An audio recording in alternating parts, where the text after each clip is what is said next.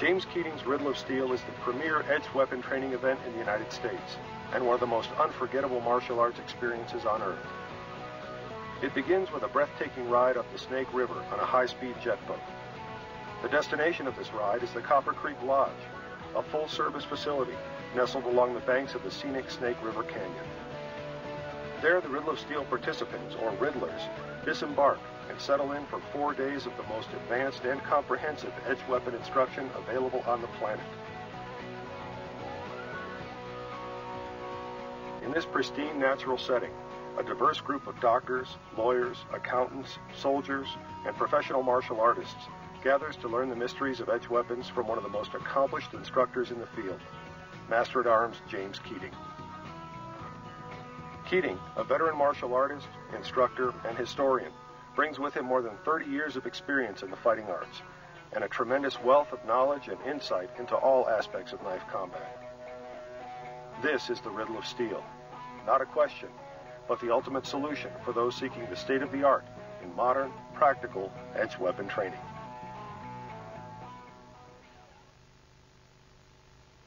In some areas of life, there is no second chance. You have to do it right the first time. Every time you do this certain deed, it has to be done totally correct. That's why, pilots have massive checklists before they become airborne and stuff, because they're in a severe environment. It's the same way for a tactician.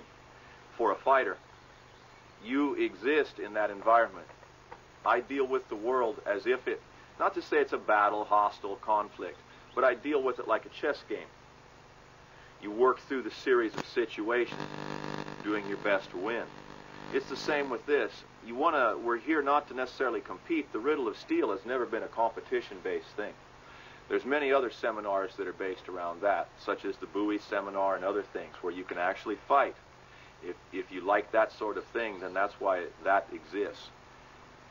This has always been a tactical buffet, just like a all-you-can-eat place. You come in, you try a little bit of this, you try a little bit of that. You try to gravitate towards what's best for you. That's what the Riddle of Steel has always offered, is a tactical buffet, helping you to find your own truth, not dictating what I perceive as truth. Now you got to do it because I'm the king shit. Not at all. What it is I'll help you find what it's about for you and set your feet upon the path. Some cultures have a lot of tradition, a lot of ritual associated with the knife. Others don't. It's solely a tool. It's always better to have a high level of respect for other people's equipment and gear, and always be cautious around a weapon. Otherwise, bad things can happen. When everyone's a weapon-bearing individual, it's a polite society. When there's only one person with the weapons or the gold, that person's king. So that's why it's important to be armed. It always has been. History has proven 1,000 times over that those societies that are unarmed, become unarmed or whatever, usually get ground under the heel. Societies that preserve some kind of weapon-bearing abilities usually come out okay. So this is about a tactical camp where we're going to practice, train, develop, reach a higher plateau, review some old stuff, learn some new stuff. Some of the things are going to be direct application. A stab to the belly is a stab to the belly. On the other hand, when we go conceptual, I'm going to be showing you certain things that, what could it be? Well, what do you want it to be? That's the nature of a conceptual device versus a straight-on, limited line, in-the-box technique or technical device. You've often heard about knife fighters being treacherous, sneaky damn knife fighters. You've got to be. You're outclassed by guns. When people know that you've got a knife, they get baseball bats, they run, they get pistols, rifles, terrified. So, to do your job, yes, deceit, deception has to be very, very high on the scale. Much higher on the scale than your ability to do a perfect cut and all this stuff. That's all valid, but it takes a lot more guts. I'm not looking to make a perfect cut. I just need to have the energy, the drive, the will, and the ability to move in on somebody and do it. That's in that zone, the left-hand path.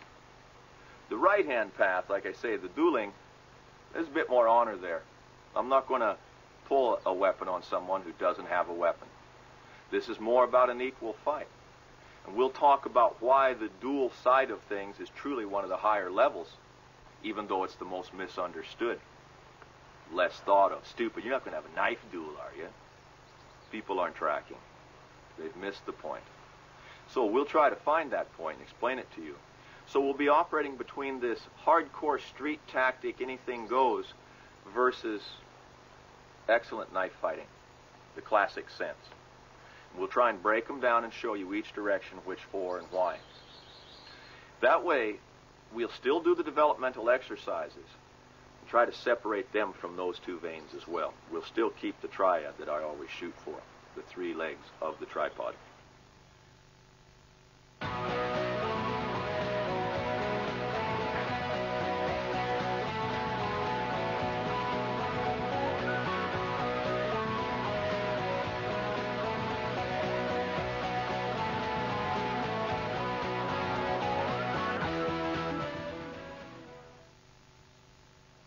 In the past, we've taught the dexterity drill as a 6-part exercise. The 6-part exercise tended to kind of confuse people. So what we're going to do is break that 6-part exercise down into 2 basic components, and that is the spin and the twirl. The spin is a horizontal rotation. The twirl is a vertical rotation. One produces edge out, the other point out. We teach this for dexterity purposes, weapon familiarity reasons, not for combative reasons, merely weapon association and knowledge of its balance and feel. The first exercise, the rotational spin on the horizontal plane, starts with edge in and rolls like so. Let's try that again. Notice the edge is out from me.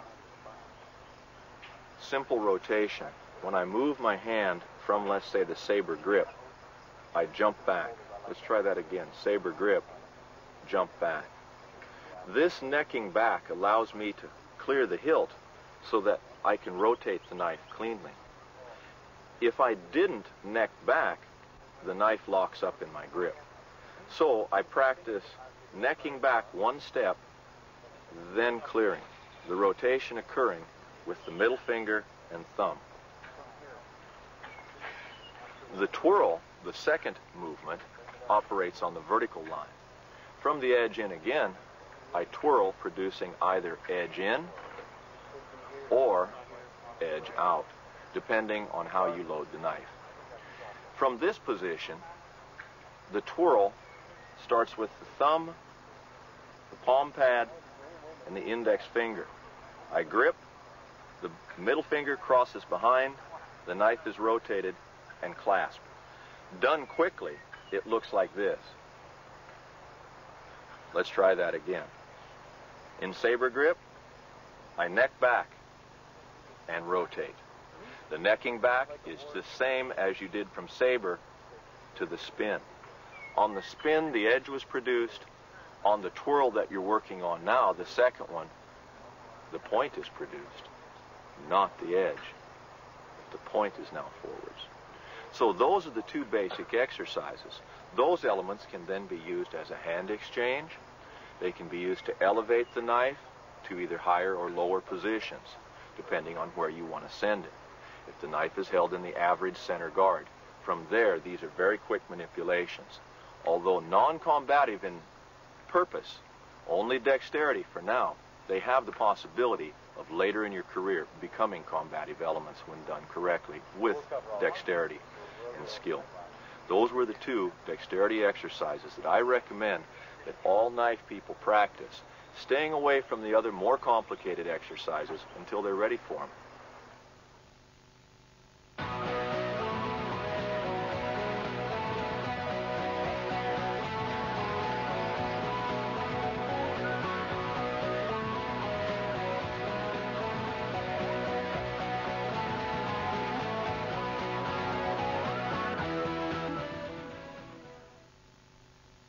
I always had many of the methods that we call the Bowie methods and things like this under my repertoire, my skill.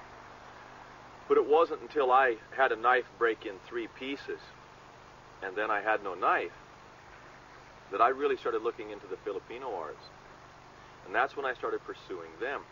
And the logic there was, if you want to learn to defend against a knife fighter, or even have the hope to, the idea would be you must become a knife fighter so that you know how they think and how they act, how they react.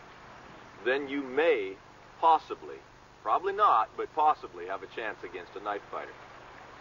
You will know how they act and how they move and what their tricks are. Some are very simple, some are very profound. Some don't matter whether you're armed, unarmed, whatever. They're just out to kill you, just like we're talking. So I don't want you to think that, geez, he's training us to be killers or to cut unarmed people. No, you may be the unarmed person. You need to understand how people can deploy on you. The best way is to learn it. That way you'll have both sides of the coin. You'll see the full picture rather than half picture. So what we're trying to do is not create a whole bunch of assassins or, you know, very deadly people with knives. I doubt any of you will do that, legal, law-abiding citizens that you are. But what we do want to be able to do is be aware of how someone can deploy a knife on us very quickly, or, if we have to, how we deploy. Sometimes the only way to extinguish a fire is to light a backfire. You know what I'm saying? You need to do this. You don't want to do it, but you must. When those times come, you need something that works. Direct application. Very little theory. Just do. And that's what some of the things we're going to be touching on now.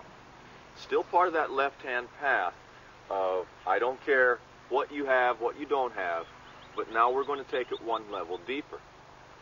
Mind you, many times, even if I pull a knife from wherever it's hidden, wherever it may be, the idea that I'm going to then hide it is a psychological ploy. Know that this is an icon. Icons control us. You know, when we see the cigarette with the circle, with a bar through it, it says no smoking. But there's no words, but it's just a symbol. Well, icons, symbols tell us things. They control us. And this is an icon. It generates fear, hatred, self-doubt. Just by producing it, many things start rolling that otherwise wouldn't.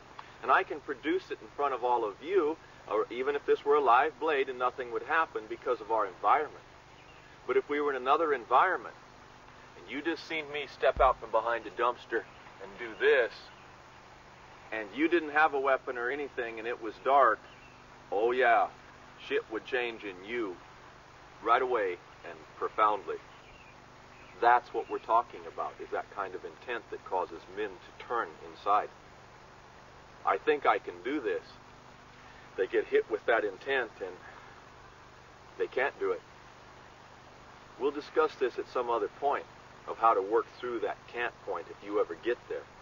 But right now, we're the ones creating that in other people. I don't want it created in me. If it does, like I said, we're going to address that at a later point. But right now, I'm the generator. I'm creating that feeling in others. So even if I pull this with a flourish, I'm still going to put it behind my back or behind my leg or under my arm when I come towards him. For no more than the sheer psychological impact it has of how it makes people feel. What's this bastard doing? I did that once in an eastern seaboard city against 5 people who thought they were going to take a car. And I just said, you know, this is bullshit. I'm not leaving a brand new Maxima. And did like that and just moved and hid the knife purposely. Made a big show out of it and moved. And 5 people left that car. Even though it was only a knife, they may have had guns. But there was no doubt what I was up to. But what threw them was the fact that I just didn't take the knife in advance. That I took the knife and put it behind my back and smiled. So sometimes the psychological blow, boom, is harder than the physical blow. Turns the tables, man. So you got to have this in your head. So number 1 position is right here. Why do I say that's number one? Because it takes very little flourish. Okay? And the knife's out. If your knife opens quick, that bee's telling me something. Yeah. If your knife opens quick, that's where you're at. If you got to thumb it, then make sure you're on the money. But the idea is to do just a casual quick draw and move in. If you have a folder, we'll show you how this deploys. For right now, come to number one with me. Now, when you do this, just keep it low. Let your hands hang by your side. See, I can't see Mike's knife. Go ahead, try it. Let me see if I see those knives. That's it. When you look at people, look them right in the eye. When you lock onto people, lock right between their eyes and look right at them. That's the very best. And just bang and look right at them and move right in. They can't do nothing. It's great. So that's what you want. You practice striking that pose. Even if you stand this way normally, practice striking and looking someone right square in the eyes. And put this back and just relax and learn to walk. And so what if they know you got something? That's half the fun. Let them know. Let them know that, you know what I'm saying, whether you flourish and hide or quick hide. But keep it behind there. Number two, let's move it up to our kidneys. What do you want? You know what I mean? This is another good one. Now, like if we're above a door frame where the frame is, you know, this is the frame, then you want to lean against that frame and say, hey, what's going on? When someone's coming in the door, that way you can cut anything that comes in. That's a good one. Because here, they see your arm. You can look like this inside a door. But when you're looking at someone in their own house, you can't look up. You can peek in, see, but you can't look up. So that's the best. So if you're using something, go high and lean, see. Even high on the wall like this and lean. And when they come through that door, cut, because they won't be expecting it. So remember, what I'm teaching you isn't just for your body. It's for all kinds of things. Newspapers, etc. Here's a newspaper rolled up, and I have this big knife in there. I carry it all over every day. Nobody knows it's a big knife, you know. But when I want to show them, it's out. That's how it works. So, keep this in mind that we're using a concept. So, two. This show, I want you to do some mirror work. When you practice these, whether it's your folder that you're breaking quick or whatever you're doing, or just a covert, you know, draw, however it works, I want you to do mirror training and look at yourself so that it's like, okay, I can see it now, but I can't now. Absolutely not. Can I relax more and make this a little better? How would I do this if I only had one hand? See? Could I exchange from there? So become familiar with your weapon. You say, like the Indonesians, people like this, so that it's not foreign to you. It's not something strange. So that when you can put it in various parts and pull, it won't cut you. You know how to do this. Okay, so we have 1, 2, 3. Very good. Whether you're in this position, this one, or this one, by dropping the knife, I drop the knife front, I drop the knife front, or drop the knife front. Okay, so either way, I'm going to bring that knife about where my groin area is.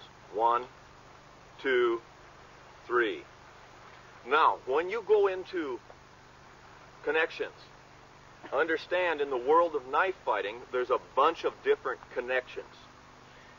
Depending on the size of the knife, it can be a blade to blade. This is where you'll hear occasionally, you know, the clack of metal. You'll touch blades. It can, meaning steel to steel, steel to flesh, flesh to steel. Point, meaning contact, contact, versus edge, versus puño. So if he's striking me and I move in, there's my facial cut because I engaged with the arm. Bang, see? And pass to cut the low line and gut from here. So you might call that an arm-to-arm in close quarter. Many different ways. Puño versus blade versus live hand. So depending on how you engage the adversary is how you're going to employ So from here, whatever, you can try this with all three. 1, 2, 3, I advise. But what you want to do is just kind of keep this one loose. You know, what were you thinking to do to me? Hurt me, perhaps? See what I mean? That kind of thing. It's a questioning thing, because I sure don't want to hurt you, and I don't know you. See what I mean? At that point, you're a peacemaker. But this is the hand that's going to engage. That's why it's there. If they think you got a weapon, let them think. Let them find out the hard way. So, when you're here, okay, what he's going to do, since he's got a weapon or whatever, maybe he's just going to sock me in the chops. It doesn't matter. He's going to deliver something to my high line. Okay, here. I'm going to drop this and cut his fingers off for him. Simple line. Once again, right here is the action. When I drop that, how do I get the knife out? This? No. This. The knife stays there. I move out from behind it. If I do this, it's too slow. So when I do that, I move out and cut. Why? Well, maybe he does have a knife. If it's just a fist, you can be pretty, you know, confident. Even if he tags you, boom, damn, I messed up. It's just a fist. You have a fat lip, you still cut him. But if it's a knife and he cuts you, you're goner. So what you want to do is get used to hollowing out and come back. Now, rather than doing the karate method, which is Rob delivers 10 times. Hey! Hey! Now he's got to do it 10 times, twice the time. Or we could both do this. Both work the entry simultaneously and grow, saving time. So we're working the same thing. From here, this stays low. I cut, I feed.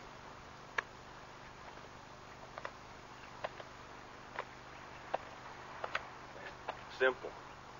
This would be the same thing. What do you need? Bang! Right there. And if you hook the butt like that, you almost disarm it. So think you're cutting fingers, cutting hand. Now one guy said, well, how do I not cut my hand? Well, just don't. You know, like that old joke, doctor, it hurts when I do this. What do you think I should do? Then don't do that. You know? It's simple. Don't cut your fingers. What are you thinking of? 1, cut the fingers. 2, cut my finger, his finger. So I want you to do this. But no, then after this, we're going to take our partner. He'll have deployment there, and we'll just cut, quick. Let's get it going. Pass, cut, pass, cut, pass, cut. And put the knife in your left hand and try it with the other side. Here we go. Go easy with your partner. If you don't know your partner, say, hey, hey, introduce yourself. He stays right here. Then he passes me, bringing me to the knife. I stay here. He hits. I bring him to the knife and cut his fingers. Notice that when Lassie hits, and if I do this, there goes my thumb. He broke my thumb. Boom, big guy. And you'll see thumbs just bust like that. So this is why you never put a thumb like that. What you do is try to slap, see, and you'll hear a meteor pop as you draw through and cut across, see, and come through. And the idea on doing this, of course, is to have a very low guard. You give him that high shot. See, and then when the guy comes and attacks, he just passes me right into that hand.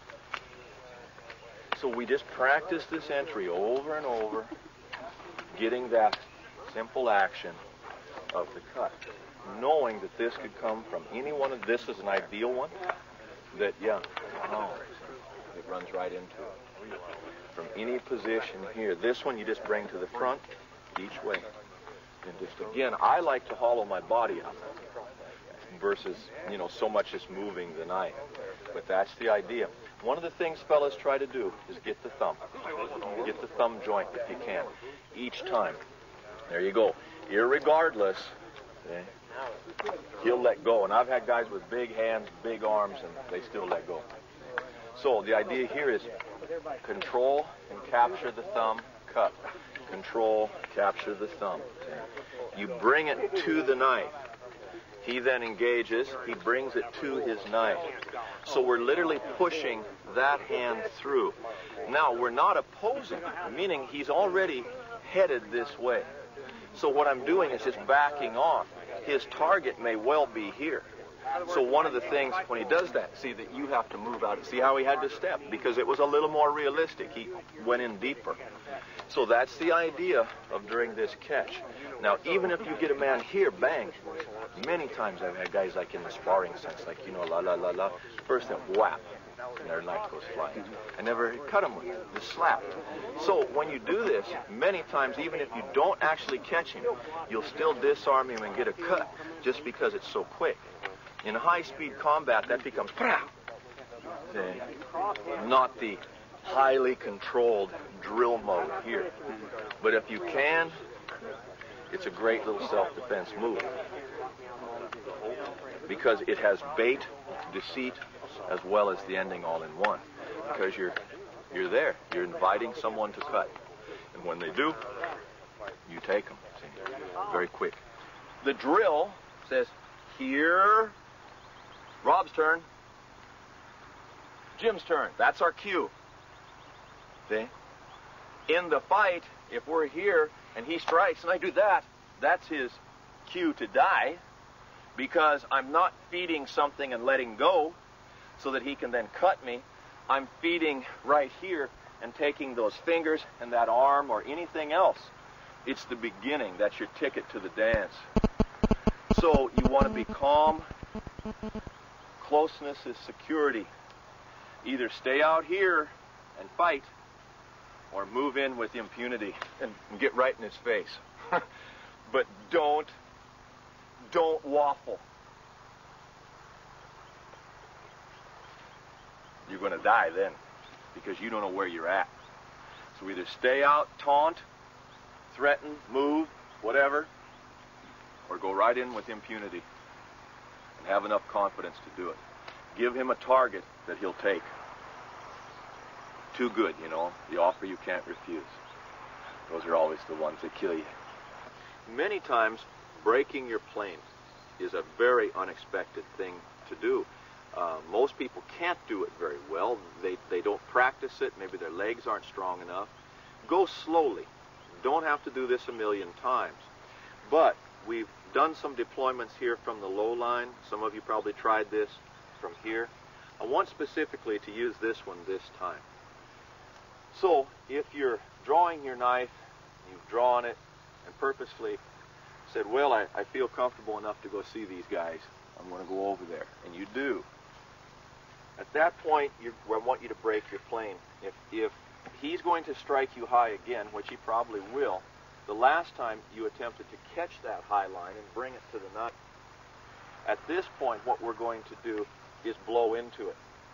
And I want you to break your plane. And I'll explain here in a minute why. But at this point, as soon as you belt this, however it works. Now again, if he stabs you in the guts, this is right back to square one. This is the drill you just did. Except he was hitting here, you brought him there. If he goes there, well, that's even easier. So that's already answered. What we're looking at is this here, all right? Knocking this away. And as you do, in Filipino arts, that would be called a roof. Okay? I'm going to nick that arm and his face. The reason I was saying many times against multiple adversaries, many times against someone highly trained, where there's smoke, there's fire, where there's one, there's two, you need to go off diagonal. So again, when I break here, I don't want to stay here. I'm going off to this corner immediately to get out of there. Sometimes breaking isn't always just to deploy to the side. When I say breaking your plane, whether it's a central line of action, dropping, whatever you're doing, sometimes it is just a footwork. Other times, it's a means of footwork to get away. In dark environments, ridgecrest, you know, bang, you break and roll, right? So that's what we're trying to accomplish. Hidden position, he busts his move. Bang, right there. If he comes low, just cut it. But the idea is to feed high. You can cut hand clear up through the face. I'm not doing this very hard to Rob, but if I were to do this, and I do pull, and I catch, this will almost catapult him over. It's very powerful because it's no longer a man's arm pulling. It's a man's arm holding you and dropping all of his body weight while you're being cut. Very hard to hold. Even me, not very big, but even me, 170 pounds, very hard to hold that when it drops on one arm. That's what you want to create. That's like the Aikido principle. For Christ's sakes, don't think you're going to grab some big, strong son of a bitch and push him down. It won't happen. But you can engage him and then just drop all your weight right there and make a nice cut and a nice throw. One of the things that you need is not only skill with the knife, obviously the control and abilities, the tricks, ruses of a knife fighter, but the interactivity of someone who's, meaning the other hand, with the opponent, not just keeping them back with the knife. But when someone rushes you, you say, well, if someone rushes me, I guarantee I'm good enough, I'll stick them. Back to multiple adversaries, though. While you're dealing with one, you could have another coming in or more. So you still are back to the equation that you need more than just your knife. While in most encounters, maybe 75%, the knife will do it more than enough.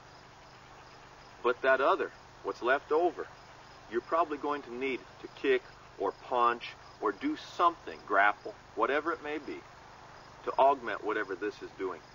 Or perhaps it's been broken or taken or lost. It happens. So you need that other side in the context of the knife.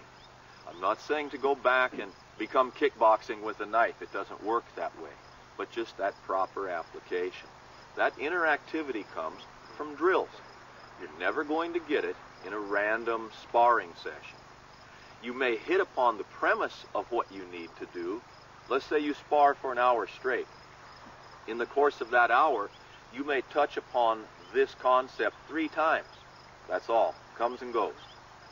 In the drill, you isolate it, focus on it, and learn that specific sequence, which teaches you a response pattern, a habit pattern.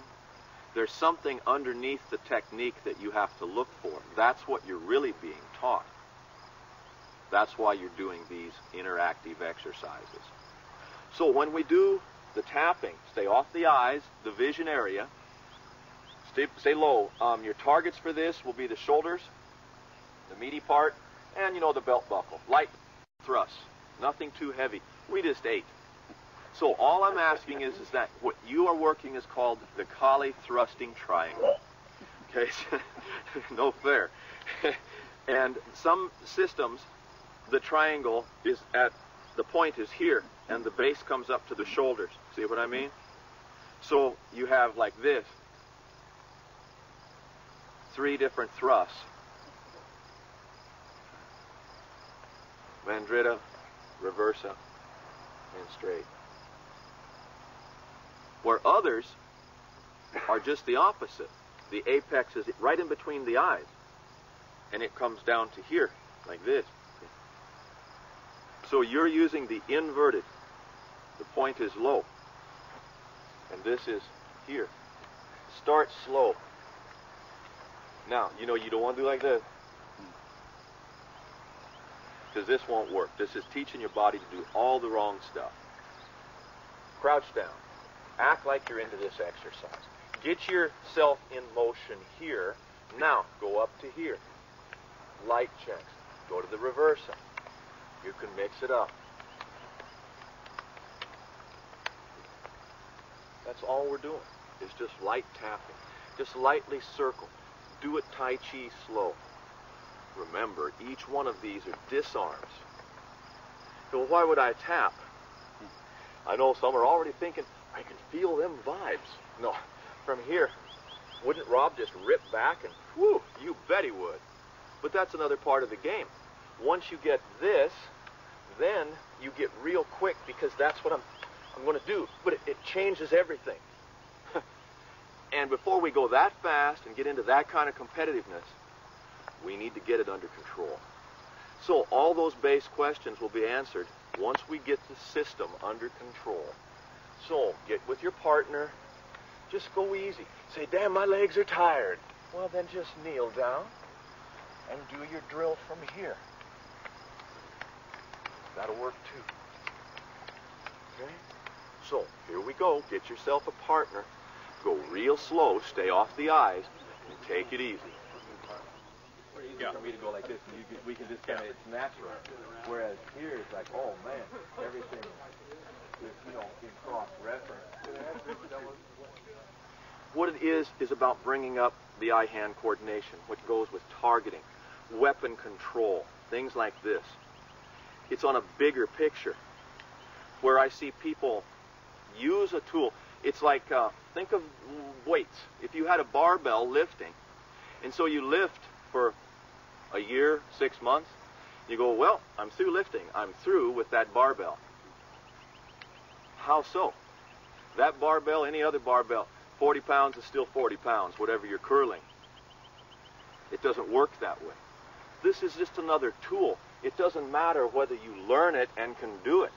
The idea is that you do it regularly as a maintenance device, almost maintenance free, to go out there, play 5 seconds of tapping and moving off the thrusting triangle so that you have a real good coverage, defense, web of defense, that interacts with the knife, cross-body, center line. Those skills are what we're looking at.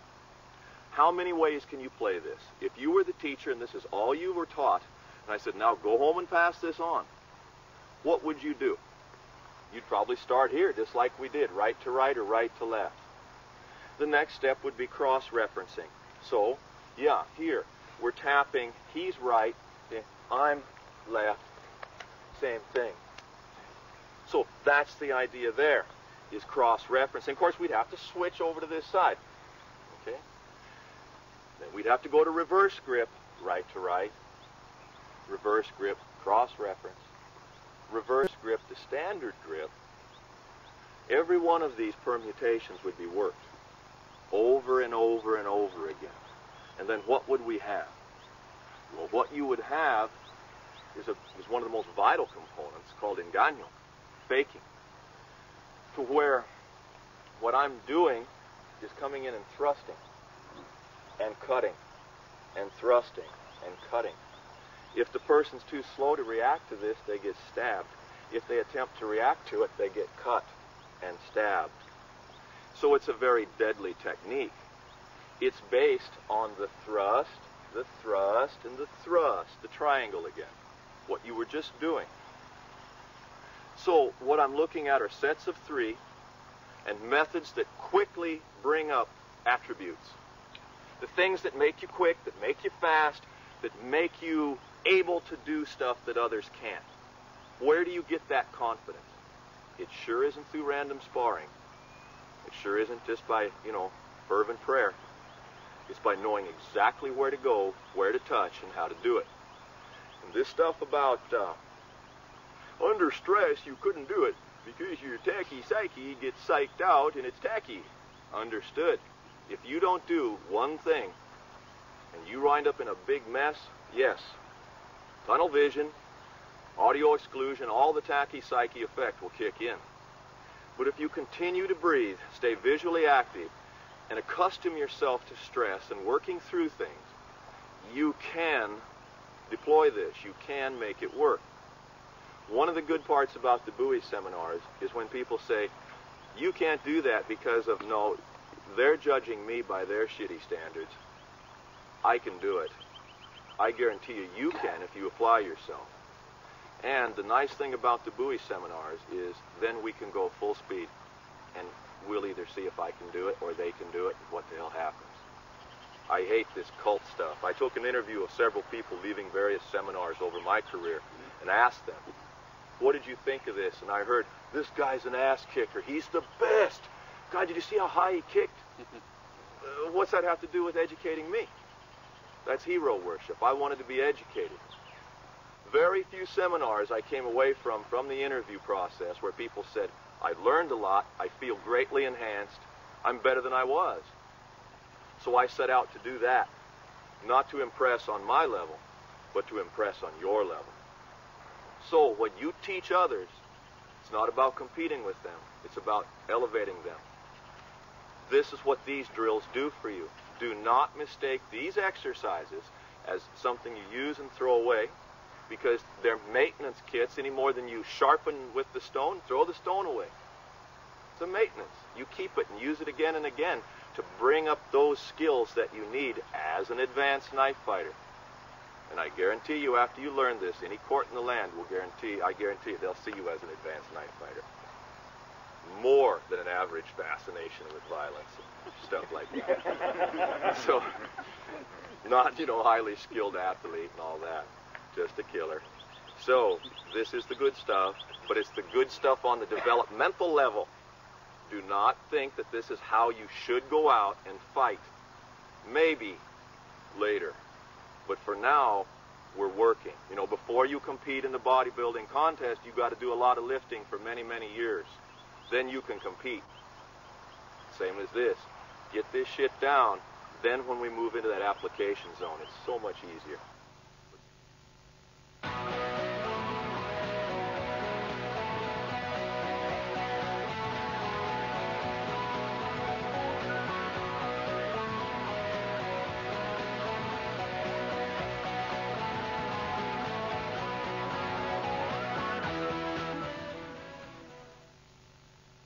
When we do this exercise, making it sure, you're going to be breaking the elbow again. But as teachers, you will see that the reverse grip offers you a monitoring device that I want to see where you're putting your hands. It helps me as the teacher to see where you're putting your hands. It helps you to know where your hands should go. It is a drill. This would occur one time and somebody should be hurt, meaning either the person's cut up or the person with the knife has been disarmed, severely hampered at least. So when we make it sure, it is a drill. It's meant to be done smoothly and slowly, working it time and time again to achieve a specific point of leverage. To not achieve that point, meaning right now, if I might, here, there's no need for me to really pop him hard. We all, like I said, we're all strong enough. We can hit hard enough. So that doesn't matter. What I want to do is get into this idea that when I come here and hit, notice that I'm not hitting his elbow. I don't want to hurt him. So I can tap a little harder if I don't hit on the exact target. Right here. And then pass again. So what I'm looking for is how to get to the flat as I double whack right there and get that disarm. Okay? So the first thing is going to be pass and catch. Pop. Over the top. Pop.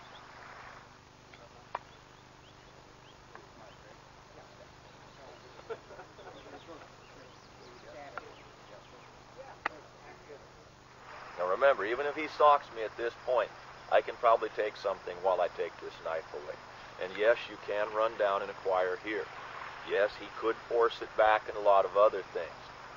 But you're not going to be standing here either. We're merely only doing this portion of it because we want to learn it. If you want it, you can stomp and headbutt and pop him from here, destroy, whatever you'd like to do, add in your sugar and spice. So, from here, pass. 1, 2. He'll then load to the opposite side. I'll engage here. 1, 2. Same disarm. So, as a monitoring device, this is better because when you do the straight grip, I don't have, there's no position here. People miss where they should go, so they get into all kinds of weird things. Use this as a teaching tool when you're instructing others. Give them the reverse grip first, even though maybe you say, well, I don't believe in reverse grip. People just use straight grip. Get them into that later. But if you use this to monitor your own actions, I can see, you can feel. And that's the line. Now, quick draw. When you're doing quick draw, if we're up here, and I'm doing all this and stuff, well, why wouldn't he just cut my hands? Absolutely. So, I don't do that. I want the wall here. And I'm going to maintain this distance. If he moves forward, I move back. If he moves back, I'll move forward. If he makes a pass at me and I do this, well, I have avoided, but he still has the knife. We're going to do it again. So I need to kind of maintain a zone where when he comes in, I can hollow out, but I can still come back in. Okay? Keep your range. Circle, circle. At that point, whatever we're doing, we're going to catch thumb acquisition. You're not grabbing with your little finger like this. You're grabbing with your thumb. Entirely different style of grabbing. If you want to grab shit quick, you want to catch things deftly, thumb hooks, not the side of the hand. So with your partner, go slow. Now if you know this, you should be able to go through the entire 5-count sequence. If all you know are these 2 lines, let's do those. All right, let's see what we've got. Keep flat. Remember, don't stick shit out. You're here. When he moves, you move.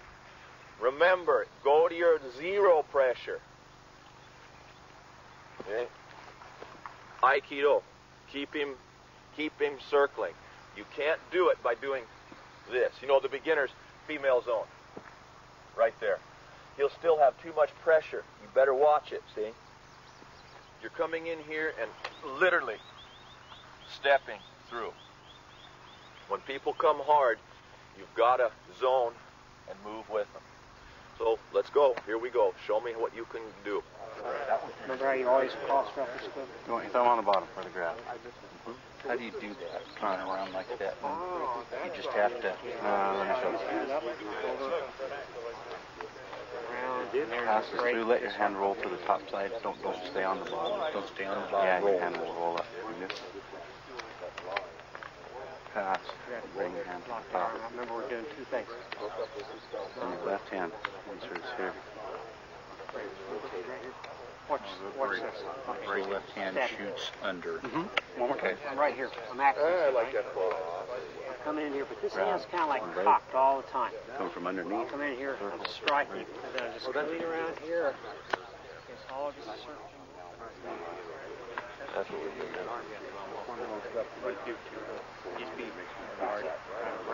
He can use either straight or reverse. Use straight because it keeps you moving a bit. We're going to come through here, and at this point where we struck, remember, I used the forearm in place of my hand. Why trap with all the different trapping, hands, hands, hands, hands, when you can trap and have both hands free? See? So you can use other body parts to trap or control besides your hands. That's what you must do. So you pass, this catches here, and this hits here as I spear to the eyes. Okay? Same time, it's ready to go for the pass as I strike. Okay? This comes here. You know how wrestlers will juke the shoulder. You know, boom. That's all you're doing. Pow. It could also be a destruction. It could be a shot to the eyes because that's what we're doing. So this is pass, bang. Or when you pass here, some like to keep the hand under. I don't because then I have to watch it when I get out. But some do that too and keep the hand under. I said, I don't prefer that. I'll come over the top and hit. See, I'll monitor in this line ready to go because this hand is taking over. See, each time, pow, it's already in that action. So you need to find what version works for you. But just like this, you were doing this a while back. Now, 1, 2, 3, 4. But I'm touching. I'm controlling his humerus here and here. Because if I don't and I do this, he folds. Let's just fold elbow and pop me in the face. See? Anytime, like in Kimpo, there was always the rule that if he touches my hand anywhere here, just collapse it. Don't worry about fighting the block or pulling back or anything like that. Just collapse it and come right in on him. If they're fool enough to touch my hands below the elbows, and the other side of that rule was you don't touch any, unless you're way out here and parrying, you don't touch people's hands here. You will always touch elbow and above. Okay? And that's the same with Filipino arts. People do the hubad so that, see, I want Rob there. He's my partner. In reality, I do this in real hubud. One time, you go under the humerus. You've got him. But for the drill, we stay out here, but it's doing it wrong. This is the action, see? So knowing how we're touching, when we pass, where we're hitting with the Illustrissimo, that's what you want. That's what you're going to do. You're going to zone and come in and try to hit the eye, juke the head, come in, hit again, maybe get a falcon rib. That's all you're going to do one time. Reverse positions, run out that door as quick as you can. Here we go, Illustrissimo. Let's see what you're doing with your body actions, just like that. Get your partner. Let's see it happen. What I want to do is provide a structure at 45-degree angles. If you have the 45-degree angle structure, you really do have a stronger effect inside your skeletal system than if you're breaking that by any other angle. So I'm coming in here and putting this out with the back of my hands, cross-body reference. That way, if he pulls back and slaps immediately, I will get cut, but my hand will continue to work. Whereas if I have came in with anything else and this gets cut, I'm going to really be compromised as to what I can do for the rest of my life, maybe. So we always want to engage here. Some people will teach this as a blow, a severe blow, which it is. We're only going slowly like this so that he's not hurt as a training partner. But these are very hard, very damaging. Some people will almost do a karate chop when they're doing, but there again, those tendons are exposed just ever so slightly. So I recommend this. I've also seen others say that you're striking. This is also acceptable. That's very good, to pound them through and just keep pounding that arm. So just because we showed you this version doesn't mean there isn't this version that eventually just starts hitting and locking. The version we just did, which strikes from here, this is still a hard thump and pass, but we're going more for the vision. The principles there are weapon, vision, and mobility. Compromise one or combinations of those three, and you pretty well have the man in control. You have to control people in order to negate their aggression, whatever version that may be. So, back of the hand, could be a blow, could be a strike. Either way we're passing, we're eventually moving up into the vision area to control the main lever, the head, control the eyes. That's your goal. Some well-meaning people will say, well, I'll pass and do a reverse punch to the kidneys. It'll work, but it won't have the devastating effect. It will piss him off. He'll jerk that hand back and carve you up. You will have lost the advantage you gained. So concentrate on those things that will win the fight. So when we're here, the vision, whether he turns, whether I hit, whether I just snap the head, I've got his body weight under control. He can't see me, all in one quick action. If I have controlled the weapon, eyes and eyes, and broke the top of his foot, it leads to a kill. It leads to total control. But if I go right away to some kill, it won't work. Even though that would be a deadly blow, it's not appropriate.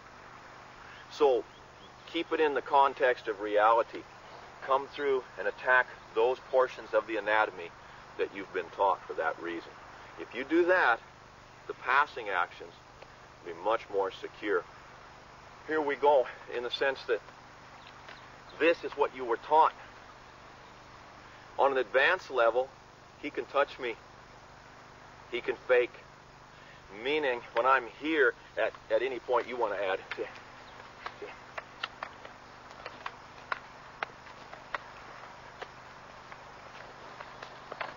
He's lifting. He's fouling my arms. Wherever. That's the drill. That's the drill. That's the drill. Of course we would never do it that long. Hopefully it would be blowy, you know. He'd pitch on his own knife and be down or whatever. But you do it like that just to get live. Notice when we're here, Rob engaged, he froze my arm there. I couldn't move. He had to come in. He's moving each time. Just stay on one side. Keep mauling.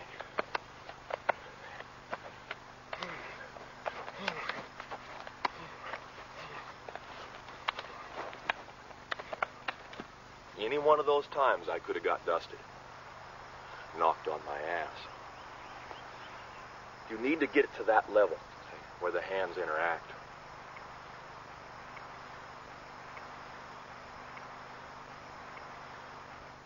So far today, we've worked a lot of the passing exercises from Keedy Turgeon off the 6 and 7 angles.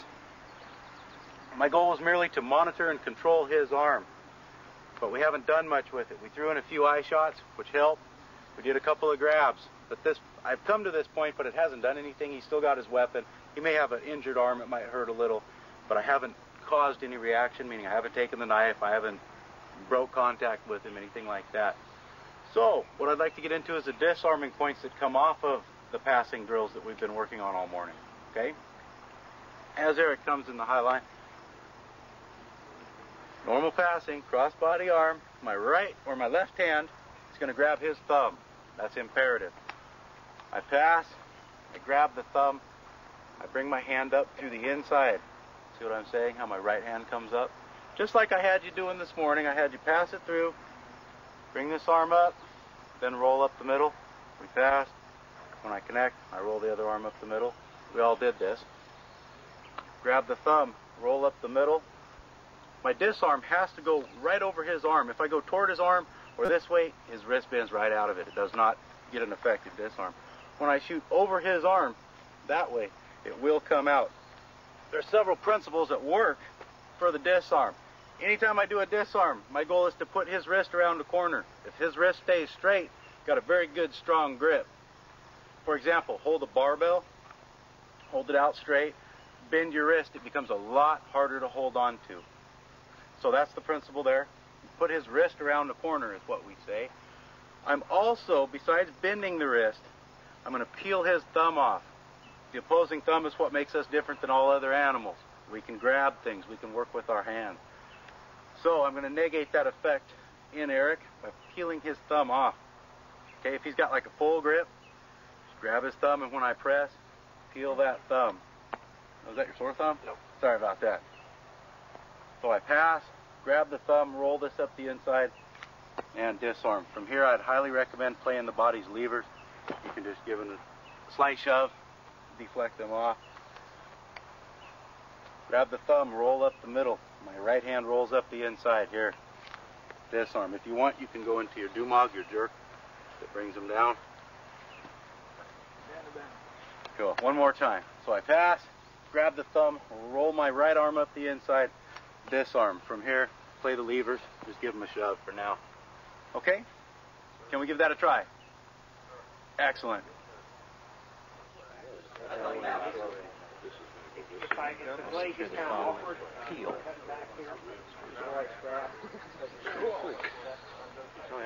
Someone is so focused.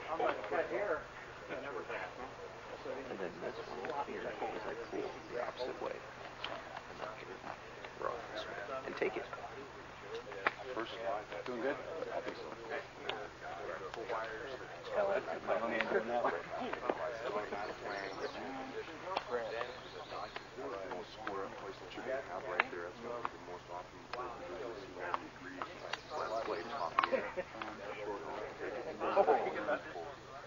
Off the cross body shot, the 7 line as we call it. I do my pass, just like we did in the passing exercise. My right hand comes up and engages on the top side.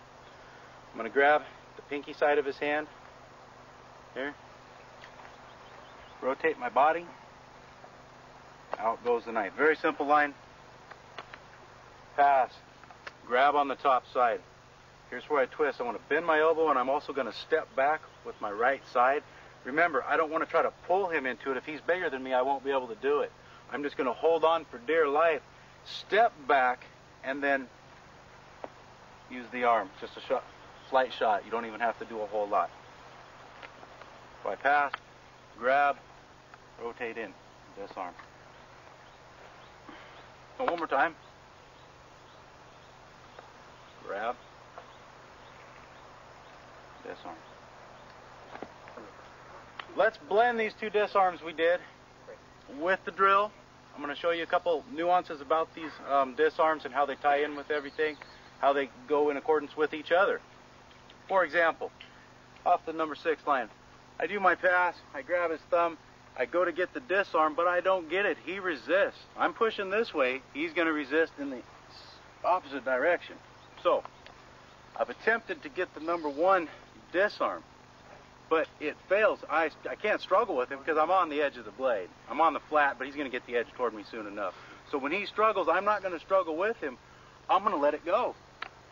Go right into the second line we did, the second disarm. Okay?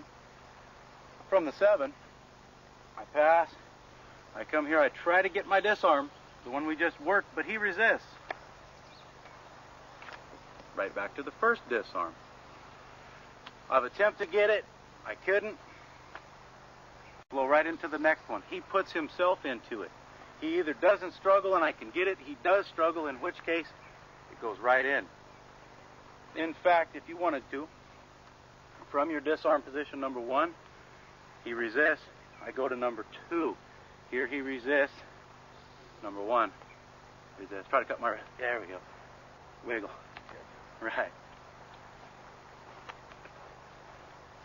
I'm sticking to him. He's wiggling hard. He's like a fish. Hard to hold on to. But if you do it right, it's not a problem. So blend those two together if we could. That's a little exercise. From the first disarm, he resists, tries to cut my wrist where I'm pushing. When he tries that, pass him through. Second disarm. When he wiggles this and tries to cut me, look at the vector. I'm pushing his knife this way, trying to blow it out of his hand. He's going to go in the opposite direction. Continue that circle. He will start the circle for you. You just continue him along it. Use his energy. It's just like if he's, for example, he's pushing on my hand this way. See how far he goes?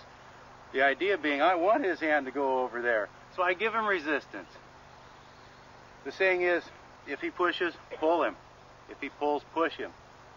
Go with it. Don't try to fight. If he's bigger, stronger, younger, more athletic, whatever, you won't be able to deal with it on a physical level. Some guys are just giants. You just can't muscle them around. You have to use techniques. Skill. That's what skill is the ability to use techniques. So,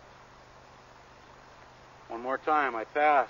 I try to get the disarm, but he resists. Get out the way. Second disarm position. If he resists from here, right back into your first position.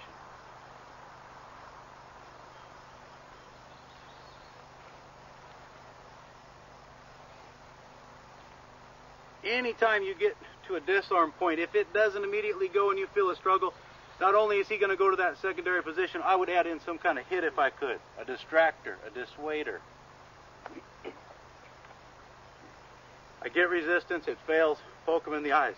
Try to get his arm as you're coming in. Do something, low line kicks, anything.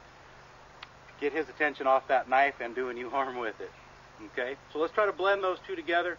Then we will take them right out of the exercise where the passing exercise I added my eye shots, following that progression that we did. And at any point, back into our passing. Good guess. At any point, throw your disarms in. Okay? So try the exercise where you just go back and forth from 1 to 2 to 1 to 2 to 1 to 2. Then try it out of the passing. Remember how we passed, hit the eyes, passed, hit the eyes. When I did this version, and I grabbed, my thumb was on the bottom, key element. If I pass and I don't adjust my hand, my thumb ends up on top. My biceps on the top, that's exposed. I don't want that for this exercise. Make sure that you grab with the thumb on the bottom, okay? Vital. Grab with the thumb on the bottom, eye spear. Pass, thumb's on the bottom, and I eye spear. We should all remember this. We did this earlier. Pass, thumbs on the bottom, and eye spear. Pass, thumbs on the bottom, and eye spear. Okay? I know you all remember this. From this position, though, I'm not going to let him get his second cut on my belly. All right? I pass, eye spear. This time, as I start to do my pass, I'm going to hook his elbow, and I'm going to do the eye spear with the other hand. The object of this is to get a disarm. I've hit him in the eyes. It should rock his head back a little bit. I never met a tough guy that could fight me when I was digging my thumb in his eye.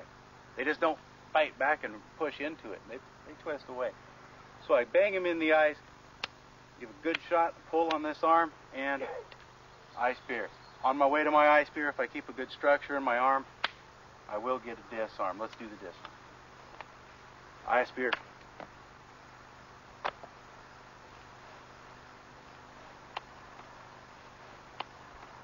Eye spear. As this hand goes to the eye spear, Jutsu or jerk on his forearm. Here. Eye spear. Eye spear. Ooh, nice. Well, I've been going kind of easy. I don't want to go hard. I know Eric's kind of got a bad shoulder, lifting an engine block with one hand. But eye spear, as this eye spear goes, give a good solid jerk on his forearm. Remember, I got to bend the wrist. I got to put it around the corner. If I do this in the wrong spot on his arm, here, I'm not doing anything. I got to have this pulling his forearm, this hitting the hand. Eye spear, eye spear. So, eye spear, eye spear.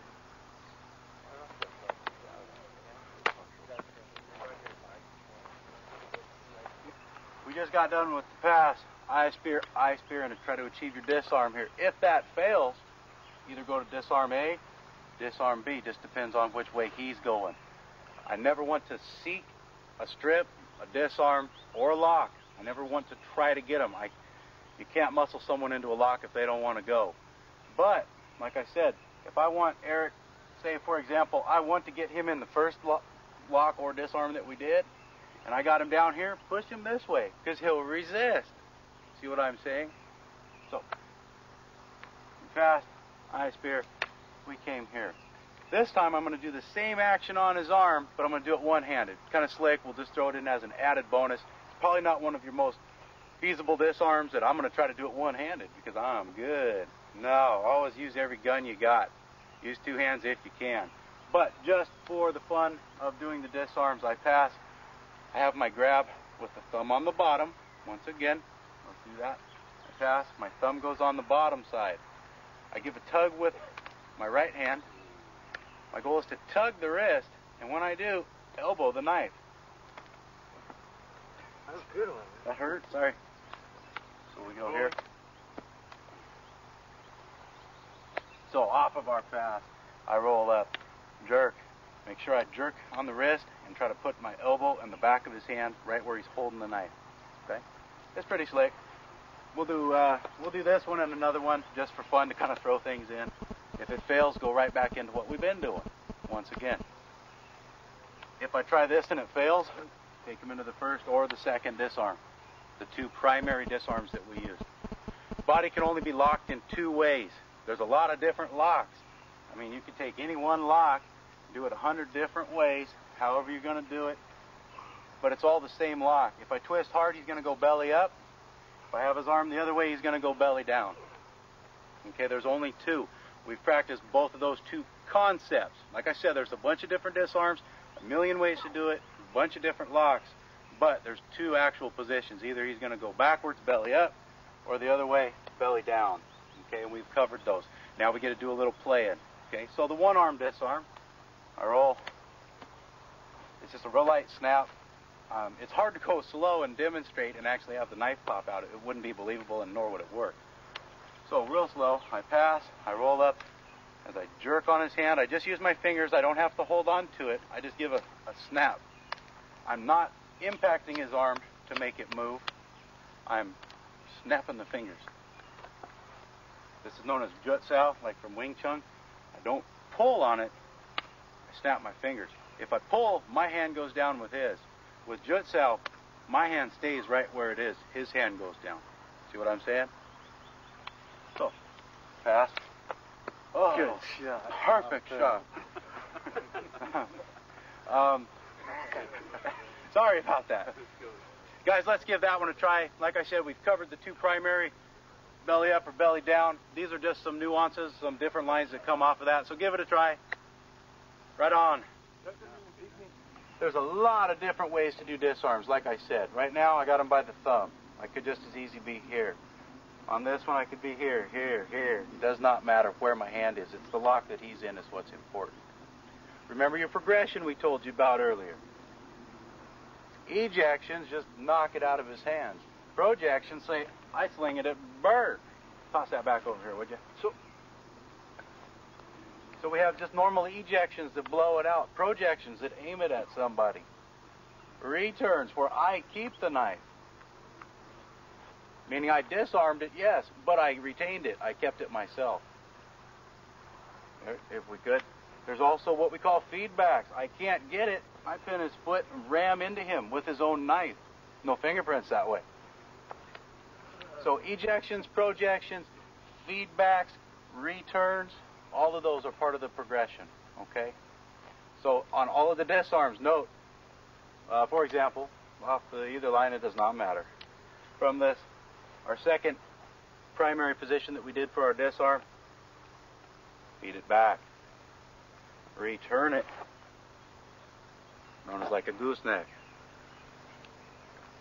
So all of them can be ejections, projections, returns, feedbacks, etc. I'm going to have some of you that are more advanced doing this same exercise off of the passing that you've just done. If the movements are relatively new, I'm going to have you doing the disarms from a stationary position, because the idea here is later we'll link them and join them. For the beginning level, we're going to say, give me your money, man. I want your money, something like this. Or we're going to say, because this is the high profile. This is the low profile. They grab your neck and pull you in where it's hard. I was just talking like this, just talking to him. I just want the money, okay? Okay? So that's what we're doing. So why don't you try this one? Say, hey, give me some money, man, right now. See how he, okay, right there. Remember, the bonehead version says, if he holds on and he does this, I just go flying. Most people, even with the firm grip, are here, and it's just so quick that it's gone and back in them. And you remember when James Bond got old Odd Job's hat? Yeah. It was the only thing Odd Job was afraid of. As soon as he got that derby, he started going like this. You know what I mean? Well, there's nothing worse than having your own weapon turned back on you. And that's what that thing was, you know. Odd Job was so deadly with that hat, throwing it. Steel frisbee, basically. Well, it's the same way. You can watch even the face of people in training, let alone in fighting. Once you take a knife, they're half like, whoa, you know, it blows them away. Because they just don't expect it to be extracted and put back in them so quick. So this is the returning blade. The returning blade system. I'll tell you, one of the guys that knows about the returning blade quite a bit, Halford Jones. Halford is very knowledgeable about this sub-art. And it's all about immediate disarm returns. And this is the basic family of those things. Back in the late 60s, Halford wrote an article about that in Black Belt. That's when I first learned about it. So, either here, and you're going to hollow out,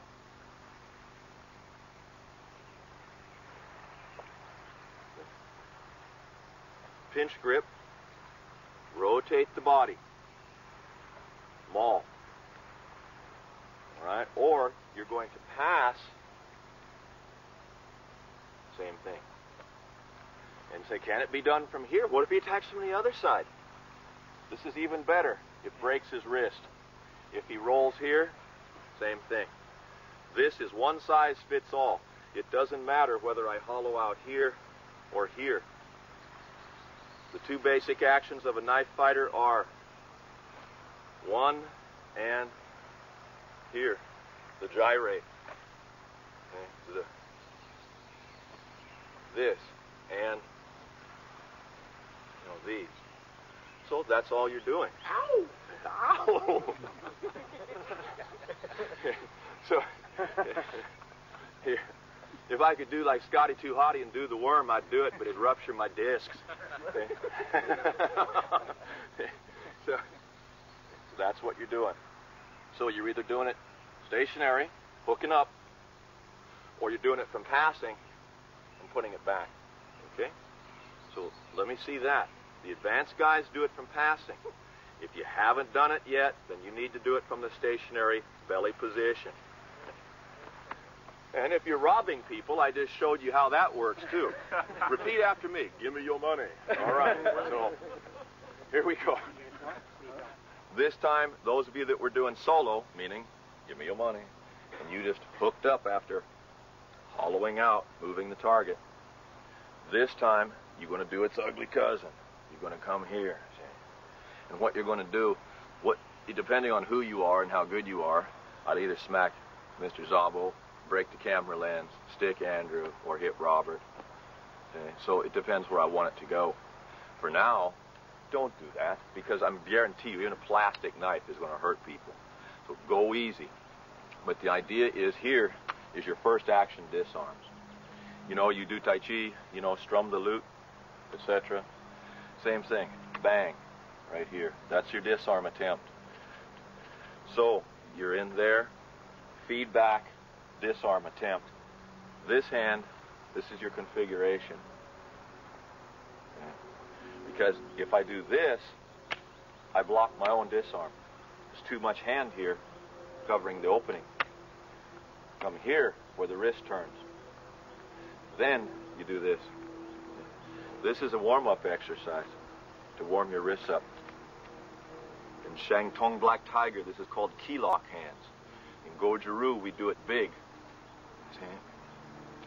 Like this. So key lock hands, whatever you want to call them, they come here. See? And this comes out. So, first disarm. If it doesn't disarm, failure to stop, come into here. Do not bring the knife to your chest. You can't do this. It's wrong. What you're doing is, if it fails, you're moving around it. Leave it alone. Just go here. You move. Stabilize the knife. Leave a gap. Move the man. The knife doesn't move yet. Here when you hit. Now, for training, I do this to say the knife. If you work the progression, about Jeet Kune Do is about efficiency. Jeet Kune Do is not just structure, unbridled structure of running different things together. An earmark of Jeet Kune Do, and of Kali in many ways, is particular efficiency. So when we come here and do this, the first thing that happens is he's thrown before he's even stabbed. His bicep and limb are destroyed, and he's pitched on his back. That usually means that I can break his arm from either one of these levers if I want to stab him. If I'm operating in the quick zone and come here, he just gets woodpeckered anyway, or this hand gets pinned or whatever, still on his back. Maybe the arm gets broke, hyperextended. So that's the next one. If you do it off of the pass, see, that's where you want it to come back in. All of these are returned, whatever you're doing, every one of these are always returned right between the eyes. But for training and courtesy and safety, way the heck up here, let's just keep them low, whatever you're doing. But in reality, it's right there every time. So these are the two parent motions of that sub-art known as returning blades. So advanced guys are back to passing, passing, disarm 1, 2, or work, boom, boom. Make it more efficient. Make it quality. That's the, don't waste motion. That's the sign, like I said, of a good, efficient JKD refinement. Okay? If you do it from just a stable position, try to say, hey, I'll give you my money. That's when you come back and make that initial hit. That's when you roll, going into your strike, etc. Remember, leave a gap. Move the man. Otherwise, what happens is, and we have seen this, the guy does pull it out, but because it comes free, bang, he really hits his buddy. I didn't mean to. That's wrong. And in real life, you'd have just cut your fingers off. So you need to understand how to do this for real. I got into this because I met guys that no matter what I did, could never get their knife. Ever. I had to learn something. So I sought out that I don't care how big their hand is or how hard their grip is, I get the knife. If I can get them to my point, I get the knife. And this has always got the knife for me. And I'm, like I said, no muscle man. So I know it will work for you. So here we go with the high line, 1, 2, or off of the pass, 1, 2. That's the last one, then we break. Let's give it a run.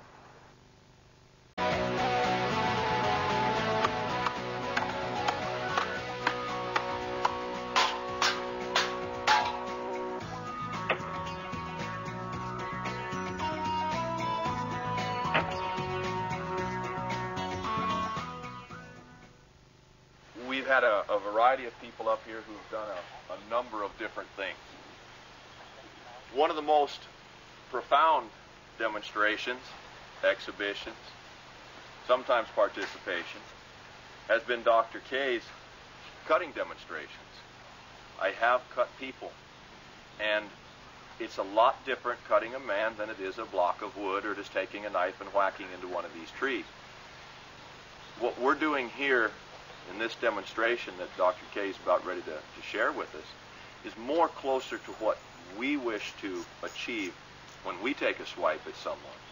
It involves targeting, the right mindset, edge alignment, many aspects, including blade design, how you sharpen. These are all crucial elements that many times people just miss. You know, back to a knife is just a knife and a cut is just a cut. But after you see this, things change. So with no further ado, Mike, thank you. You're on. That's quite an introduction. I've been doing this for a number of years. I started out doing wood carving. And when you're a wood carver, if your chisels, if your knives aren't sharp, you can't do what you want to do. They don't cut cleanly. They don't cut where you want them to go. If you're cutting across grain, they dig in, they skip, they wiggle. So I learned to make very small tools very sharp with proper edge geometry. It wasn't a matter of pride, it was just trying to get my job done.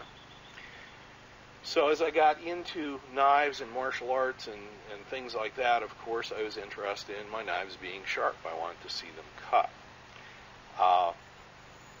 This particular thing is something I learned from our American sword maker, Phil Hartsfield, who I talked to on the phone, and he explained this to me. And in my arrogance, I quickly built a stand and took one of my knives that I thought was sharp, and over the course of the evening, pretty much blew out all the muscles in my arm, trying to muscle my way through the paper.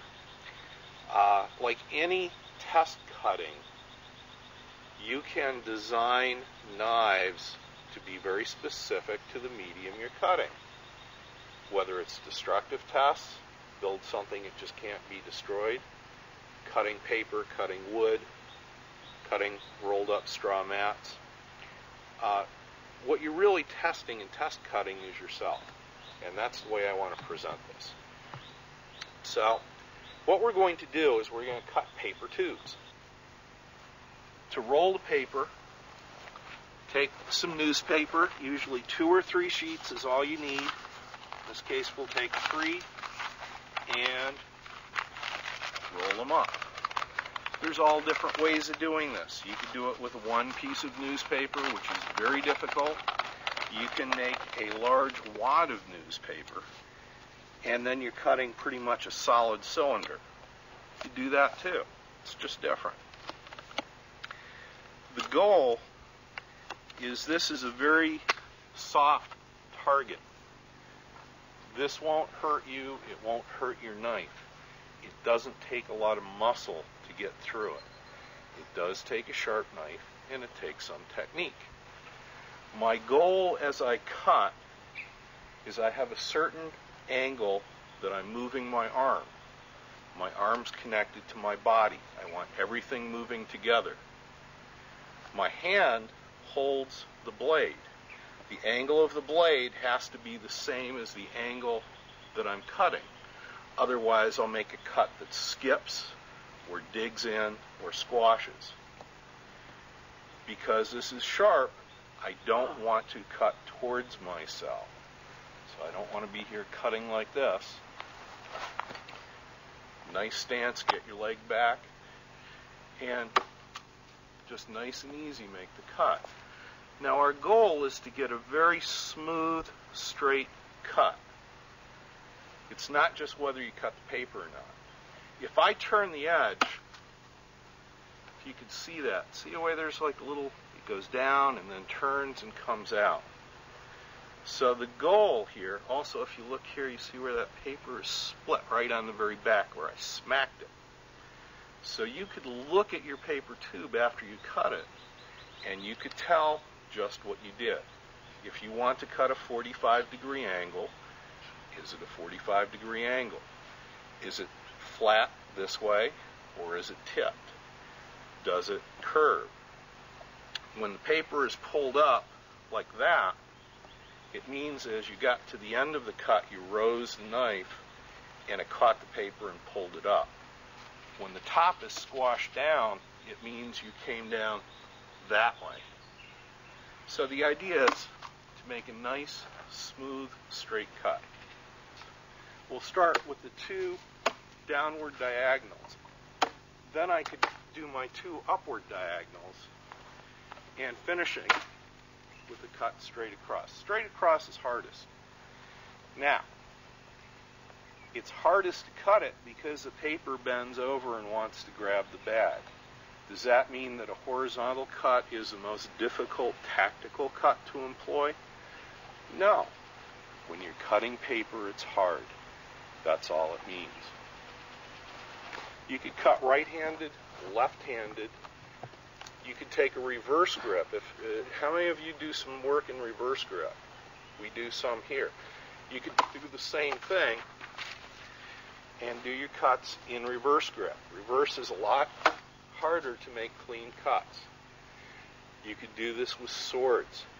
You can do the same thing with a variety of other knives. This is, who recognizes this? This is Bagwell Bowie. I can do my cut. With a straight blade, I need to angle. This is done with a draw cut where I saw through that way. If I hit the paper like this, it won't cut.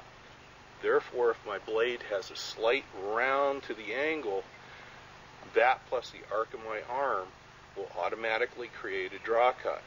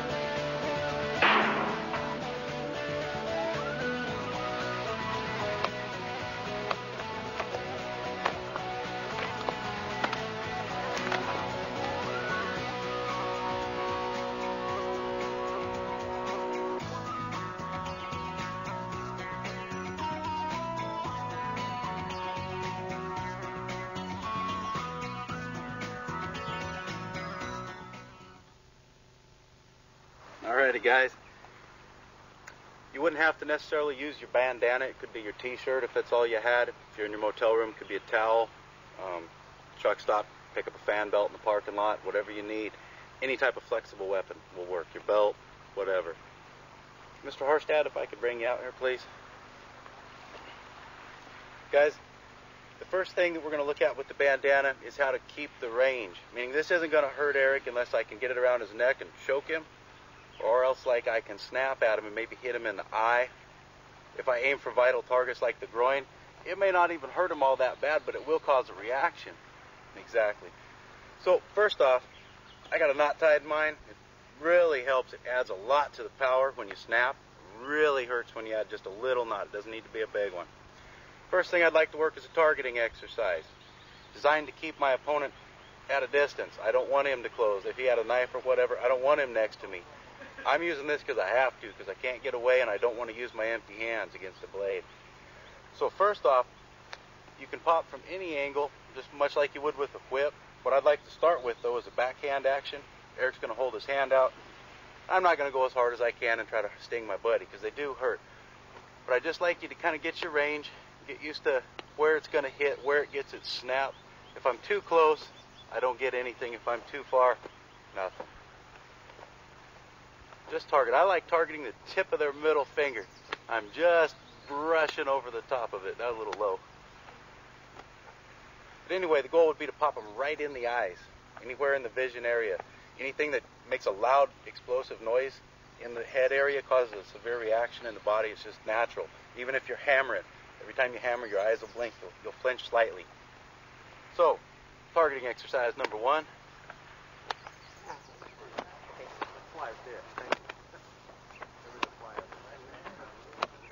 Good one.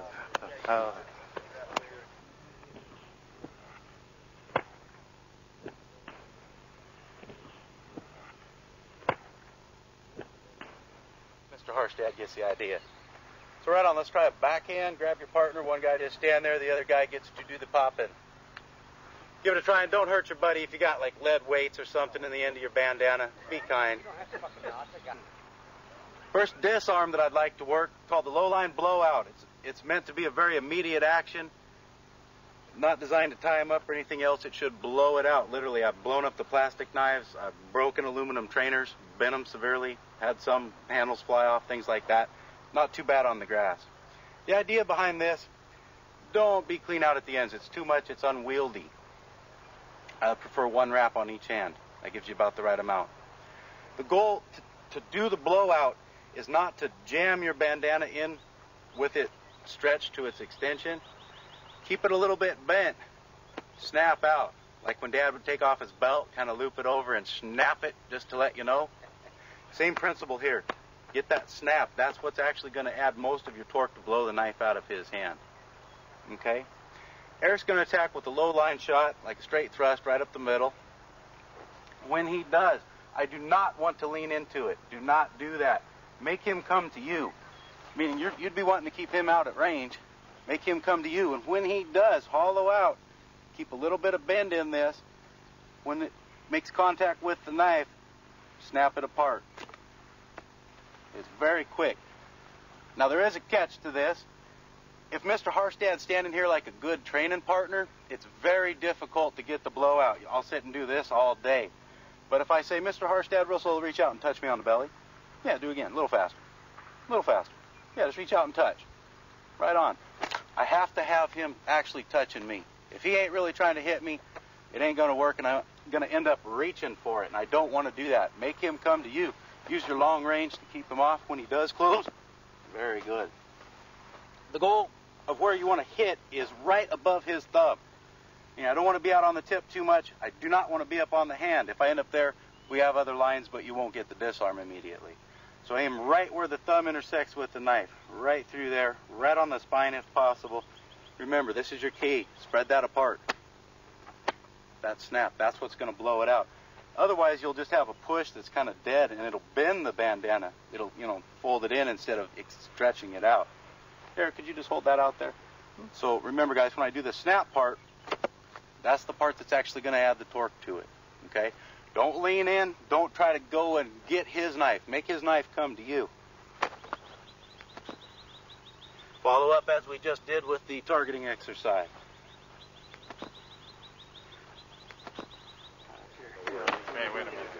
Just in the right spot. Art, just for a second, stop. Oh, beautiful. Have Bert just stand there and have Bert reach out and touch you on the belly with that. Right on. Now, when you do the disarm, make sure he touches you on the belly. Okay. Yes. One more time. If they're not extending toward you, they're just kind of sitting there, and the energy will just blow their hand down. It won't take the knife out. Whereas if they're still reaching for you, like a guy would be, an attacker in the street, that's when it'll work. But it does not work if they're just standing there. You've got to hit it as his knife's coming in. Fail safes, okay? A lot of you had troubles with that, and it failed. I failed too a couple times. You always run into that. So when the low line thrust comes, and I get this and nothing has happened, it did not come out, I don't want to lose control over it since I've already got it, I've got it touched and nothing happened. My right arm hooks the inside of his wrist, just like so. One more time. This fails. My right arm goes inside of his wrist. Keep the bandana on his knife. Don't let it slide off, okay? Think of it like a karate block, an outside block. Here. That's all I'm doing with my hand. Once the blowout has failed to occur, my right arm hooks inside of his. I come to this position, just like if I was holding a shield. Exactly. Hook. Once I get here, my left hand's just going to punch right over his arm, just like I'm going to punch him in the head.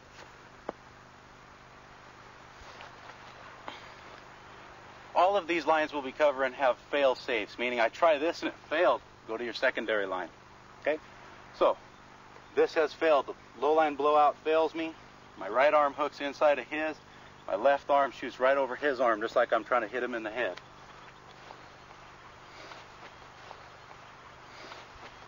Right on. Same principle applies if I go to the outside. This time I went to the inside of the wrist. I could also go to the outside of the wrist and then punch slightly over his arm. Those work too. So just like we did with the takeouts earlier, Eric, when you were low, I could go this way and get a result. I could go this way and get a result. It does not matter which way I go, just that I get out the way. Same with this. Blowout fails. I hook with my left. Keep the tension on the knife with your bandana. Punch right into the face, right over the arm. If you go under the arm, your bandana has a tendency to slip off and not get a disarm. You don't have the proper angle. Go ahead and hold on a little tight. I was trying, man. Oh. When this comes, make sure and have your left arm go over his arm. That's where your disarm will occur. Thank you. So anyway, grab your partner, give that a try. That's your first fail safe if the low line blowout does not work. If this didn't work.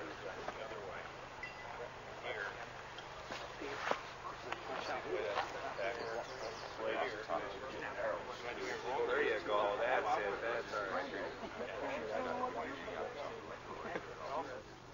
Our next line, Mr. Harstad, will be in reverse grip. Give me a downwards angle. As Eric feeds this downwards angle, I do not want to stay in line with it. I want to move to the side. I want to make him chase me. This helps him to overextend. My turn has to come as he's hitting, okay? This is not a block with your bandana. When he hits, I'm not attempting to stop him. That will not stop him. I have to meet with this as I'm stepping. There's the disarm. It's very easy. Catch. It's not really a catch, nor is it a block. Step inside. My right arm wraps him up. My left arm goes over his arm.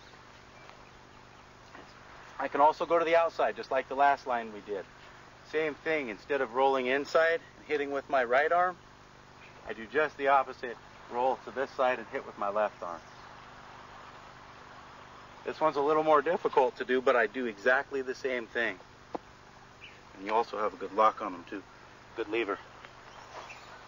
So, whether I roll to the inside or the outside does not matter. If he has it in his left hand, it does not matter. I can still roll the same way. It does not matter.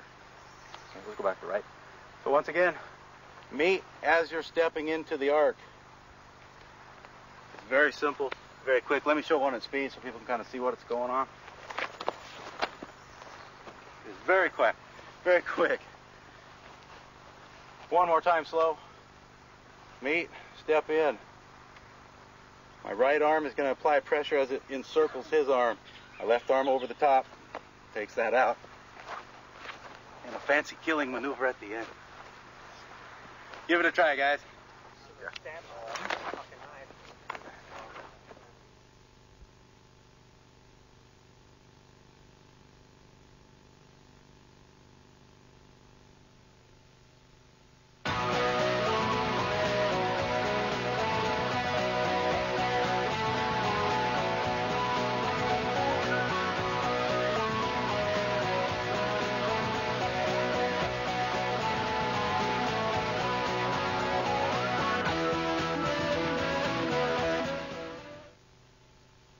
Bowie knife can be done with any kind of knife.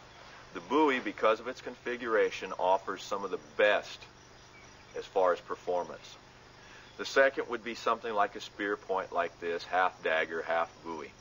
This weapon is in the Crosata is particularly for piercing. That's its forte. 85% of all of its work will be thrusting and piercing. The rest will be incidental. The Bowie is more of a balanced blend. It has a 50-50. You can cut with it, you can back cut with it, meaning primary edge, secondary edge. It goes to point real well. A fighting guard on a knife is as efficient or as deadly as the edge or the point. Anyone who's ever trained with a trainer like this, Crosata trainer, will know that these guards and quillions will eat a person up. They will take a knife away from another man like that, even when you don't wish to, no intent. The Bowie knife usually has a fighting guard. The guard, even just in a parry and ram, will usually take a knife right out of someone's hand and impale their leg. You'll probably be doing this very exercise sometime during the course of the day. This is expansive stuff. So you're using muscles and springing your body in a way that you usually don't. So I want you to be cautious. As I've pointed out, every one of you are strong enough, fast enough, and intelligent enough to do anything that you want to do. What we're working on now is control, line development, targeting, things like that. So you can go smoothly, like Tai Chi. You don't have to shoot your hands hard. We're just looking for a specific timing, a nice, easy action. The reason I'm saying this, it's called pacing yourself. Because at the end of this sort of program, you can come away with a wrenched back, pulled hamstrings, shoulder damage, elbow damage, because it's so harsh on your body just firing in the air. So go slow, pace yourself. At the end of the day, you'll feel good, you'll have got the knowledge. When you need to do it, it will be there. And as you build up that specific action or whatever we're working, your body will then start building in that zone, getting used to those motions. Where if this is the first time you've seen it, you'll probably hurt yourself. So again, I caution you to go slow. We're going to begin with some basic ideas on timing. The footwork, the weapon, how does this all interact? I'm going to have Rob explain the theories of timing just a little bit, just to give you the background, and just have him help in this. He has a very thorough understanding. But the timings are unique. I've often wondered why only fencers? Why doesn't the martial art community key into this? And when they do, why do they belittle the idea of this timing? To me, there is no other timing. Irregardless of what people tell you, I will tell you this as a fact of physics, not a truth for me or a truth for a certain system or style, but a truth of physics, the very laws that govern all action on this planet in this dimension. This is a truth of those things, of that proportion. So when we teach you these timings, they're true. Whether you believe them or not now, you need to work with them and find out for yourself. But these are the true paths. These are the ways that you strike other men down. So, as simple as they are, we'll break them down for you. Sir? I have a real simple exercise that demonstrates the idea of the timing that we're going to use for the thrust. It demonstrates it very graphically. It's very easy to do. Mike is to hold up his hand. I'm going to try to hit it. If I move my body, my hips, my feet anything first besides my hand, Mike's going to see it coming. I'm going to be telegraphing the shot. It's like a boxer. His jab should be non-telegraphic, meaning Mike shouldn't see a jab coming. A heavy hit that comes after a jab that sets him up, I don't care if he sees it because he's been hit. I've got him set up now. The specific timing we're going to use with the thrust requires that I extend my arm completely first before anything else moves. If I move my shoulder, Mike's going to see it coming. If I move my hips, Mike's going to see it coming. If I just move the hand first, I'll get him every time. We'll go at full speed here. I'm just going to try to touch Mike's hand. I don't want to hurt your good hand. Wise man. I'm going to go at full speed. The first few I'm going to telegraph just slightly. I'm going to try to hit his hand hard. And that's one of the things you'll see right off the bat. If you try to hit hard, you'll be slower. You'll cause a tension. I don't need to hit hard, especially with the bigger knives. Something like this, merely just doing this with a live blade would insert that easy into any part of his body till it hits bone. So it doesn't require that I go hard, try to jam it in. It requires that I just extend that arm and then let my body follow. So I'm going to go ahead and try to hit your hand. You move when you see me trying to hit.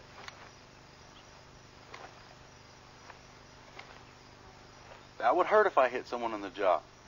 This might not hurt him as bad. With a knife, it does not matter. If I go hard or soft, it still goes in just as easy. This time I'm going to move only my arm first. My arm has to extend, then I let my body go. For a good solid punch, it isn't a good solid punch at all. I have to add shoulders, hips, push with the feet to add power, but it'll be telegraphed. In knife fighting, if you telegraph it, you'll be cut for that. You don't want to get cut, you'll lose. So for this, with your partner, just extend your arm, reach out and touch him. Try it. Try a few with power where I'm trying to hit him. He won't let me. If you just merely extend your arm, you'll hit him every time. Most of your knives are rear-wheel drive. They got to be pushed. They've got to be projected into things. A good example, thanks Mike. Yes, sir. A good example of this is James Keating's dogs, his pit bulls. They always got a ball. Your big dog, Lo Fu, always likes to come up to you with the ball and tease you with it, like try to get it out of my mouth. And he won't let you, and then he'll go sit and watch you, eyeing you, taunting you. If you try to go with your body to get in close to him, you'll never even get close to him. He'll just jump back. If I go like that with the arm first, I can touch his nose before he moves. And that's a big difference between him being 6 feet away from me or me actually touching his nose before he even sees me coming. So it's a very simple principle. Fencers know it. If you don't do that in fencing, you'll lose. That's not how you fence. You have to fence with the arm extending first. No power. There's no power behind it. This is the power. Exactly. Meaning, well, why don't boxers do it then? Because they need power. It's one dude knocking another dude down. You need to have that energy, so you act differently. I'll tell you one fighter who has played it, but it was in the non-contact zone of karate competition, was Super Dan Anderson from Portland. Super Dan took the extend the arm principle of fencing and became Super Dan just like that by taking that principle. And it worked in that zone because he wasn't hitting. It was non-contact competition, see. So it's been proven and proven time and time again, and yet many skeptics do not understand this sort of timing. So you can do this. I've told people, if I can make you twice as quick as what you currently are, wouldn't that be cool? Without having to lift weights, take any kind of 10-year exercise. But in 1 second, make you twice as quick. That's what this does. There's one other element that we have to give them in just a bit, and that's where your target is and how you make this invisible. We'll work on that too, but we'll stick with the timings. So you see what about extending the hand. The next aspect would be to let the body follow, to let the body come behind the hand or the weapon. Not the legs yet, but the body. Then foot or feet. We have a little exercise to help you kind of get this. This fellow will have to hold his knife firmly, but let his arm relax. I want you to try to get the feeling of having this knife being pulled in, because otherwise you're using your tricep to push this out towards him. I want this to be like a vacuum, sucking this in like a magnet, just pulling it. I'm not even expecting it. I don't even know when it's occurring. It just goes and snaps me right behind it.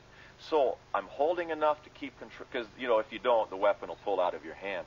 Hold enough here, and then just relax and let him do the work and give you that pull. Even if you have to step, that's all right. Because what you want is that same easy, his throat, his eyes, whatever, literally just calls the point of your knife and hits it. No extraneous movement. Just bang. Try to set everything else in a guard. Don't move, and just let him do the work a few times. Many times in Aikido, in sniper programs, shooting targets is very hard because there's no energy. But a living target calls out to the killer. It brings your barrel right to it like a magnet. The same as this. Aikido's spoken of this and other arts, and as I said, even snipers, that you want to let the point just be called to the target. And I know it sounds kind of goofy, but believe me, it really works. This is the right way. This is how you hit with impunity. So, against those that don't know.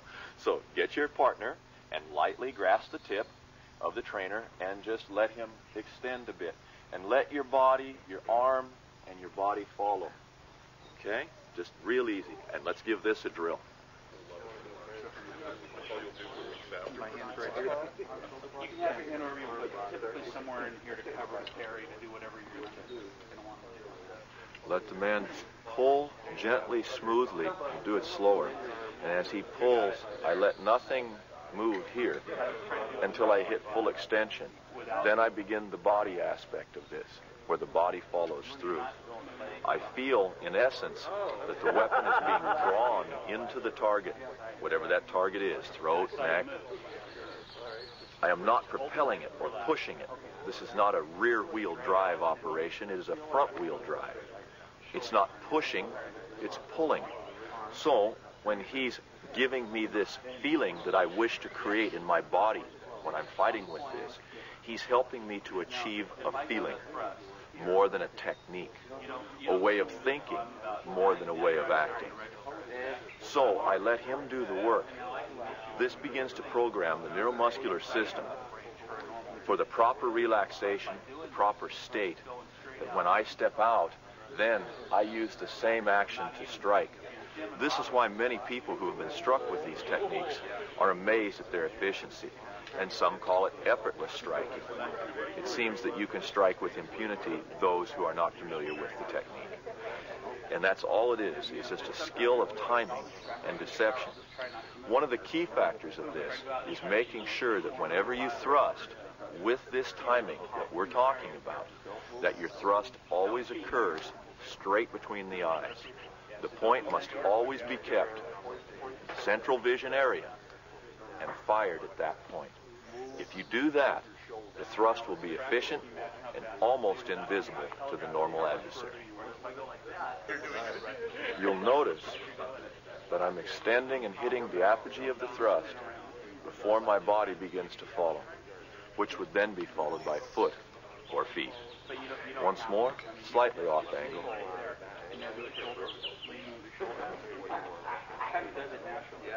And you're noticing slightly at the apogee how the wrist arcs. And then immediately recover to guard. This would be accompanied by footwork and evasive actions in the fight. In many books you'll read about how a high guard is no good.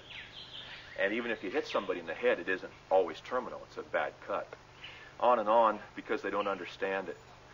This is one of the best guards because it makes invisible strikes. So what I want you to do is get with your friend and get here, or get online, and what my coach is going to do is tell me, Jim, I can see too much or whatever, so I'll just take a guard. Bring your tip down a little. Ooh, a little too much. Perfect. I just see a flat piece of steel, just a line. Exactly. I cannot judge depth. He has lost all depth perception. At that point, now you say, okay, let me just strike a guard again. I see where his eyes are and all that, so I'm pretty close. Maybe a little lower.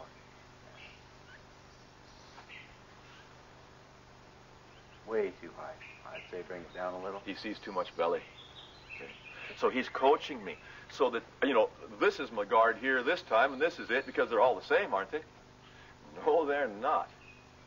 You will keep this dead on the center of his eyes at all times. If you don't, you're going to get hit. Right there. Get it right on his eyes.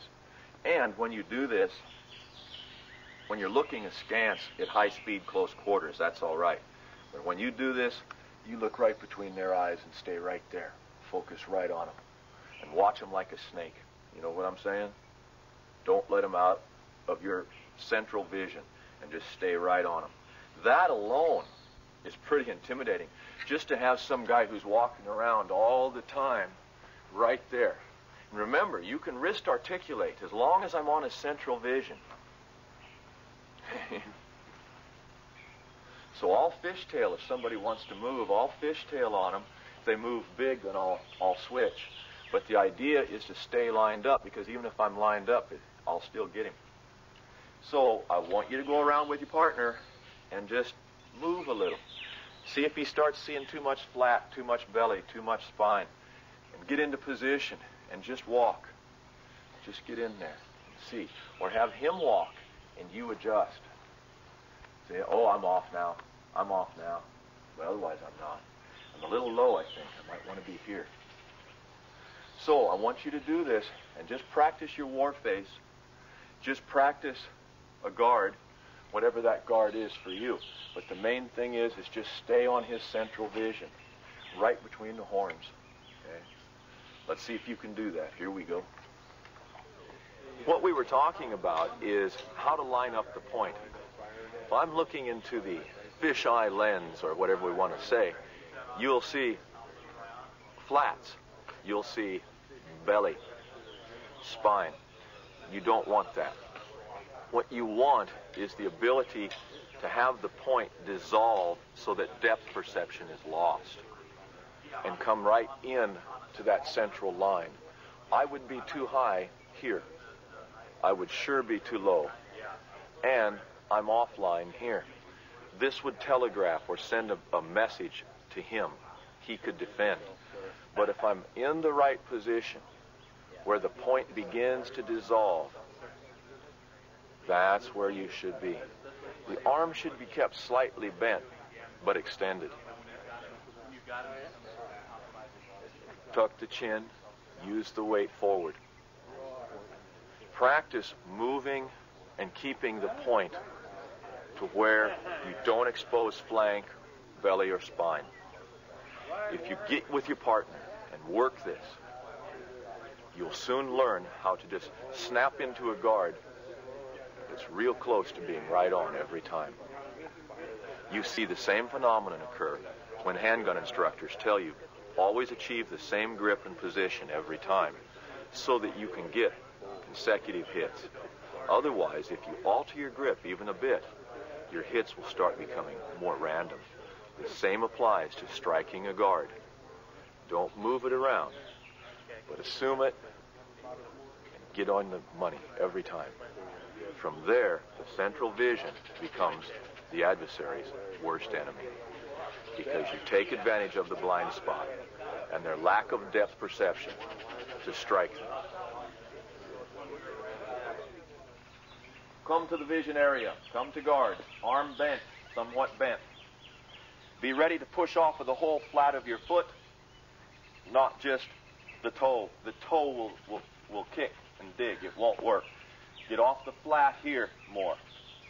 Stand slightly oblique. Oblique targets, again, are very deceptive. They're hard to strike. Get your guard aimed, aligned with the eyes as you were taught. The hand, as Mr. Langford explained, the weapon will always move first before anything else. So, as we are executing, what we are going to do is execute a point rolling to the Mandrita action, like this. So when we do this, we're going to fire what looks like a thrust that will roll. At that point, your body will begin following it, and then you will shift if you're going into the incortata. Once more. You've lined up. This hand is loose, relaxed. It's going to cover anything it needs to. Let it float, but remember, it's a counterbalance. Here. It's also a distraction. It's part of what we call when the fighting magic comes in. Magic is angle, distraction, deception, stage magic. So, from here, very slowly, extend, roll to point, thrusting. Allow the body to come forward, shift the rear leg, extend.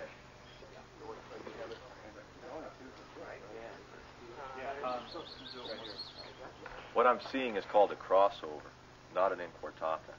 It's good. It's one that you use too. But remember, after you've struck here and snapped this arm into this angle, and your body has followed some, you're not doing that. Okay? Not this. Okay? This is crossing, or trying to cross. I am not swinging like that. I'm merely making a direct lateral action to here and coming here. Okay? So don't cross over. That's a different thing. Don't step forwards, but when you snap, step across, then come here. Okay? So let's try that again.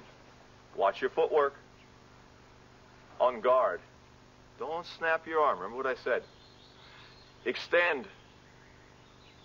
Leave a slight arc, just like that.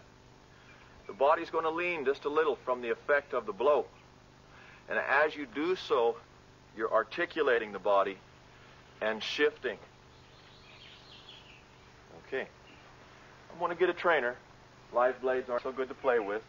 And we'll show you how this works.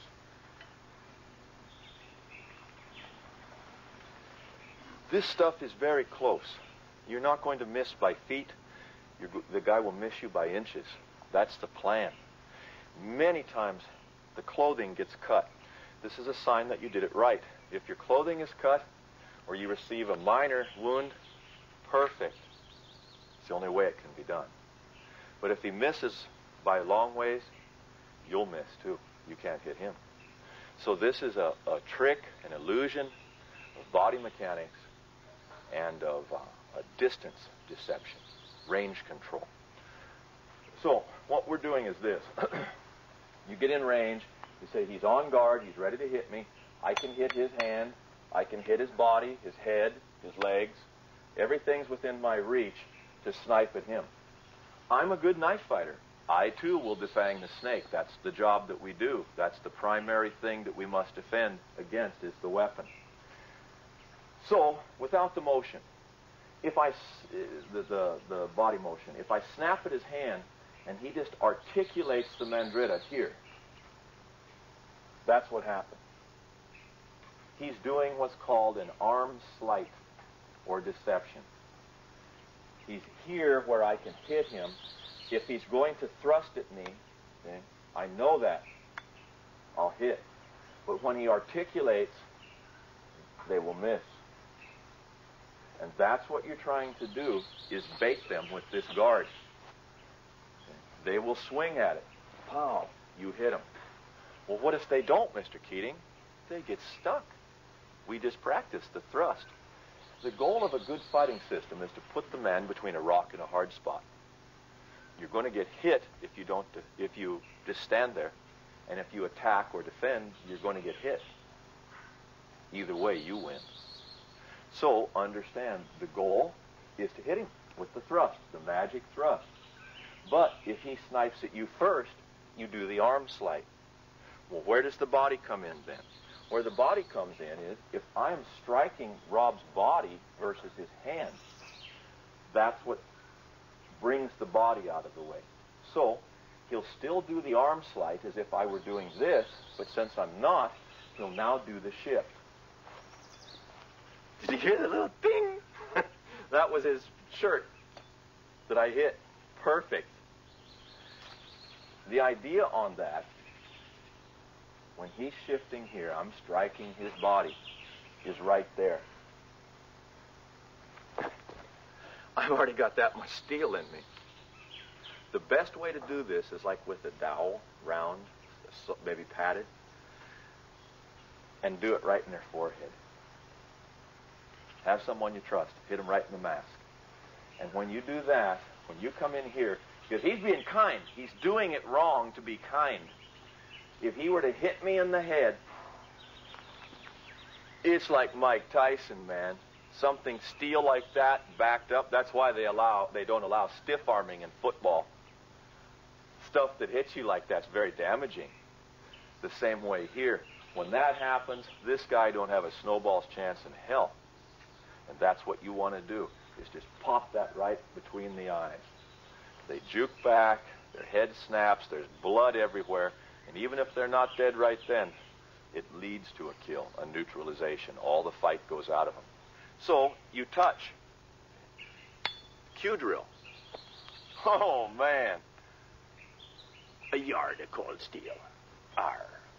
So, get your bud and do the cue thing and show me that arm slight. Okay? Get after it. Okay, you're slapping me. That's how you move. Remember, if they don't move on you, move on them. Attack. Stick them. If their guard is low, it's easy. If they're doing this, this is a hit person. I'm not joking. This guy's gone. He doesn't have a chance.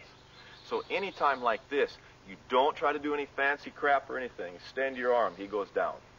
It works like that. So when you're here, watch for these giveaways. Watch for a guard that's too wide. Someone who doesn't cover their center.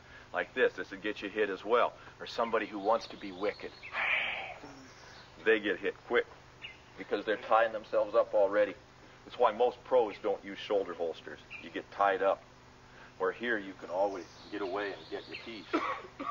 It's why most strong side carries win versus always crossing. See? So you want to stay right on the money. That's your job. Hit them. Attack. If they attack you, bang, articulate. Get the hand out of the way. If they're coming strong down the center line, off flank here, add the incortada. If they're coming on strong like a freight train, hitting this hand, and you've articulated, and, well, you're here. How can I articulate against a wall? I can't. So what would I do? I'd still move the arm slight, but I'd step off and go to passada, making sure to keep my head low. All right? Those of you that have done this before know that we jokingly call that Silver Surfer position, because, you know, he's always down there riding the nose on those cosmic airwaves. So that's what we're up to, is in surfer position. And that's your next one. So, on guard, let's do this solo together. Here we go, on guard. Get used to coming on guard, you know, fairly quickly. On guard. You know, war face, true guard, true protection. All right. Now, from here, don't move yet. Only the arm. Right. Lean just a little now. Now, leave your rear foot in place. Step towards the front side of your body. Here. Now, continue this arc flat. Like you're trying to put your chest upon the thigh. See? Exactly. Let's do this one more time. On guard. Articulate slowly. Continue on over, stepping with the right foot forwards and flattening. What you're going to get is this. I'm going to snipe his hand. And for whatever reasons, he doesn't go to this side of my body as an incortata. He takes this side, the opposite diagonal. So as I'm sniping, the hand slight occurs at this point. Okay, bang. He steps, making that entry. Once more. Why so low? Because people don't die immediately. They don't stop fighting. So after he evades here, he also has to evade that shot that they will always give you when you stick him in that line. So you cannot do a passata like this. It's got to be here. Or in some of the other books, if he shoots and I come here, they just do this. One of the Comtech instructors, Dan Sams, is very good at this motion. He's probably the most proficient at moving into this one, which Biddle advocated, the forward, where I'm a little more comfortable here, but to each their own. There's many versions of the pass low. So whichever you're doing, you still can't get cut, whether you go down or articulate on through. So evade, enter, stay low. If for some reason you feel this fellow descending on you, go into a slow shoulder roll and just roll out like I did over there the other day. So get your partner back to the cue drill. He's touching. You can hear it hit the gauntlet. Here.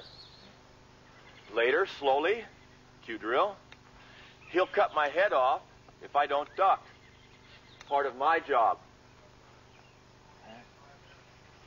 And you remember, one guy said, why does Comtech advocate hitting the bony parts? Steel seeks flesh, not bone. Depends what you want to do, isn't it? I like to hit bone because, man, it launches them. It splits them open.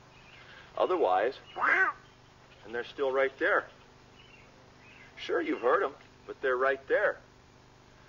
Hit a bone, hit the spine, and, man, people move. It's the main control stick, the biggest lever of the body. So what we're doing here is entering through and snagging the end of the spine. That's your target. Just like this is the target for that high line shot. So you try now. Come to your guard. Ding, ding, do the cue drill. Then slight, come in. Slowly come back over your partner's head just to show that you're aware of the counter stroke. Here we go.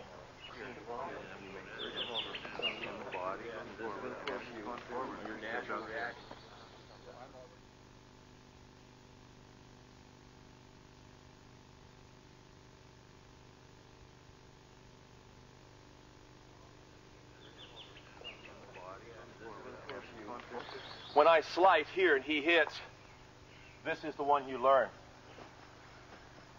The second one I said that my friend Dan is so good at is here and moving right in. You gain more depth, more of a xiphoid sternum area thrust. The one that we didn't look at was the slight here, an entry, and then I slide under to this position with the knife in, taking him back. I'll ride up into that line, pinning him. From there, a variety of follow-ups are done, and out you go. So, same slight. Everything uses that. But now, in and ride him over. Sacrifice, yes. But highly successful for someone who's attacking very violently on the high line. Just evade and go right in. Let's try that. You can do this. No trap. Or, same thing, here and in. Now trap. See? You have a lot at your disposal here. This kicks, this hits, this levers. As I said many times, people consider such intricate traps on the legs to be the sole property of art such as Sealot, things like this. Not so. Europeaners had this as well. They shared. And in the Sealot arts, you're taught to do that like this. That's the drill. To get the foot and here as a lever. He steps back. Okay. 1, he steps back. 2, okay. So they go down quick. It's pretty good. Same way if they kick, you capture the same way and put them down.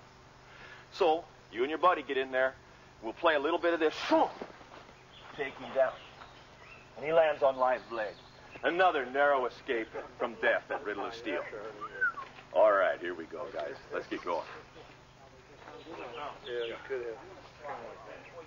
Mike, I'm impressed. Excuse me, sir, would you show us?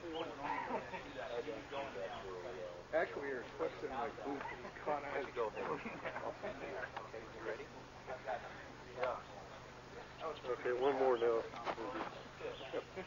Okay, the cue drill goes as such. I allow Rob to touch.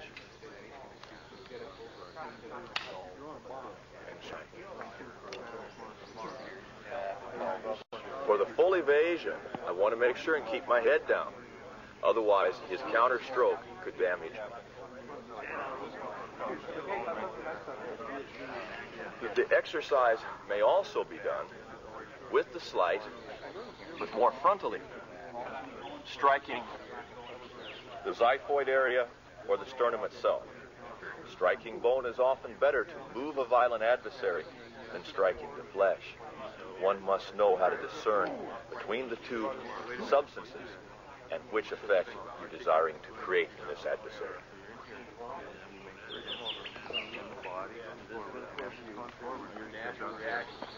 So I'm already targeting at this point. I'm already targeting.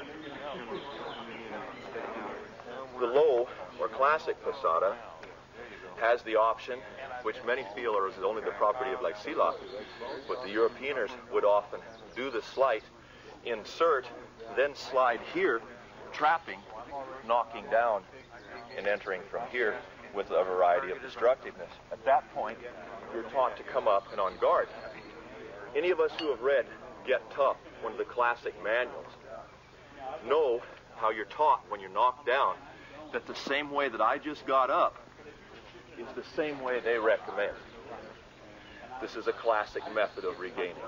So, 3 positions of the passata: the low, the more frontal, the classic slide, and capture. Many consider the slide a sacrifice, as do I, but quite often it's highly successful.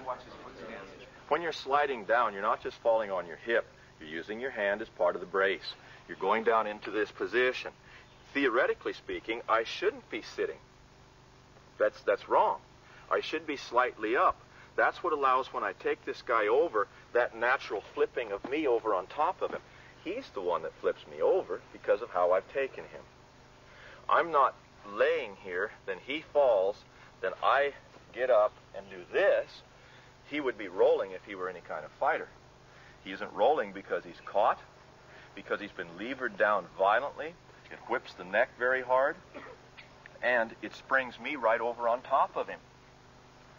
So what you want to do is be slightly off the earth, just a little bit. Be springy. In capoeira, they will have you switch. It's like negativa. Tighten it, see? Tighten or extend. This hooks, then they break. They begin rolling. So you see this same action. And if you take the tip from the capoeira fighters, that if I just try to go with this and this angle, just my legs, oh man, that's a booger. But if I catapult my head forward, push off with this arm, here. Okay. But if it's just Jim trying to stand up, oh, what a bitch. So I push a little bit and lean forwards. In Kempo, they used to teach something called ascending the mountain. The beginners didn't know their body mechanics. Simple as standing up is what it is. But if you try to stand, your ass is too heavy. So you learn to counterbalance and you come right up. Whether you're, and those guys that don't know how to sit, they'll just sit, wham! Oh, geez. A butt buster. See? The ones that know how, you can control every aspect of it. And you don't need legs of steel. You just need to know how to operate between the head and the butt as far as counterbalances and how to do. That's the trick. All right, guys. The back cut utilizes the back edge of the Bowie knife, not your primary edge. The old Bowies had a very distinct curve to them. It would cause a very, yes, there's one with a very distinct curve. Causes a lot of damage, a ripping, tearing type damage, more so than a slice. Think of like animals. Cats have claws. The claws on a cat rake back. They do not push away. Claws on a bear work the same. Same for a tiger. Same for anything. Anything with claws hooks and pulls in. That's what this curve is for when I use the back edge for my cut, known as a back cut. When I do the back cut, you'll notice that my arm will achieve the same position we just worked with the mandrita or the incortada. It's an evasion-based method. My goal is not to back cut them. My goal is to not get cut. The back cut allows me to not get hit by achieving this position as I get the cut. My hand does not necessarily need to move a great distance for the evasion. Watch how much my hand's going to move. It's going to move about 4 inches to here, just like so. The tip of the knife, though, is going to move from here in an arc down to here. If you thought of that like a trap, I've now created a 2 to 3 foot arc if we had a string that ran along the radius of this. My hand's only moved a couple of inches. Think like that you're hitchhiking and you go thumbs down. You could say that's a back cutting action. Fastest action the human body can make. Can you see my thumb when I do it? You see it here and you see it here. You can kind of see it blur through there. But that's about it. It's actually faster than the human eye can track on. To use the back edge effectively, you need to use torque more so than power. I don't achieve the position and then try to swing the knife this way. I extend the knife and then I let the wrist roll, just like the hitchhiker turning the thumb down. So extend, let the wrist snap. Once again, the timing has to be just right. My arm has to move first, roll, then my body and my foot. Don't want to move body and feet and then try to back cut someone. It doesn't work. I have to extend, snap, and then move.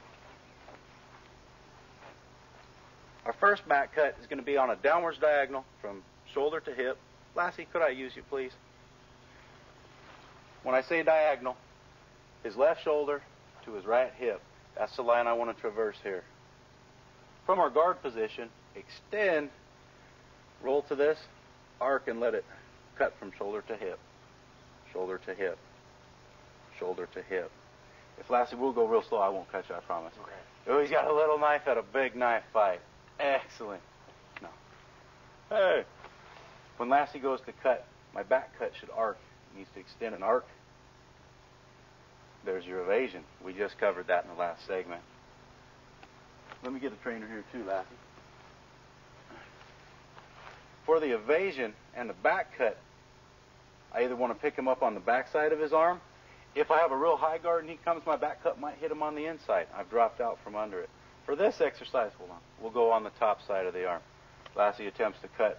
My back cut comes in here. Very simple evasion, much like what we just did, but it's going to be part of a bigger flow called the back cut flow. So if we could grab a partner and give that a try, cue drill, go ahead and touch. Very simple. Go easy on your guy's arm. Back cut. Uses the back edge. It's going to cause a real nasty wound. It almost follows it through, but it should, if I got a real curved point, kind of hook and pull him in. This doesn't have it, but what happens is when it hits, the action is actually raking back toward me. It's not a cut that goes out and slices in or this way. It should hit and pull back. Meaning as this goes, if this had actually jerked on you and pulled, it would pull you forward toward me. Exactly. So, anyway, guys, that's a pretty good explanation of the back cut. Try it. This is a downwards diagonal, like I said. Try the cue drill. Lassie hits. Back cut. Very simple. That's your back cut number one. Give it a try. Using the back edge for our back cuts. Number one back cut was a downwards diagonal. Thinking of cutting your opponent from shoulder to hip. Left shoulder to right hip on your opponent. Back cut number two is going to be a horizontal action. It's going to come straight across on the low line, cutting their midsection. I still use the back edge.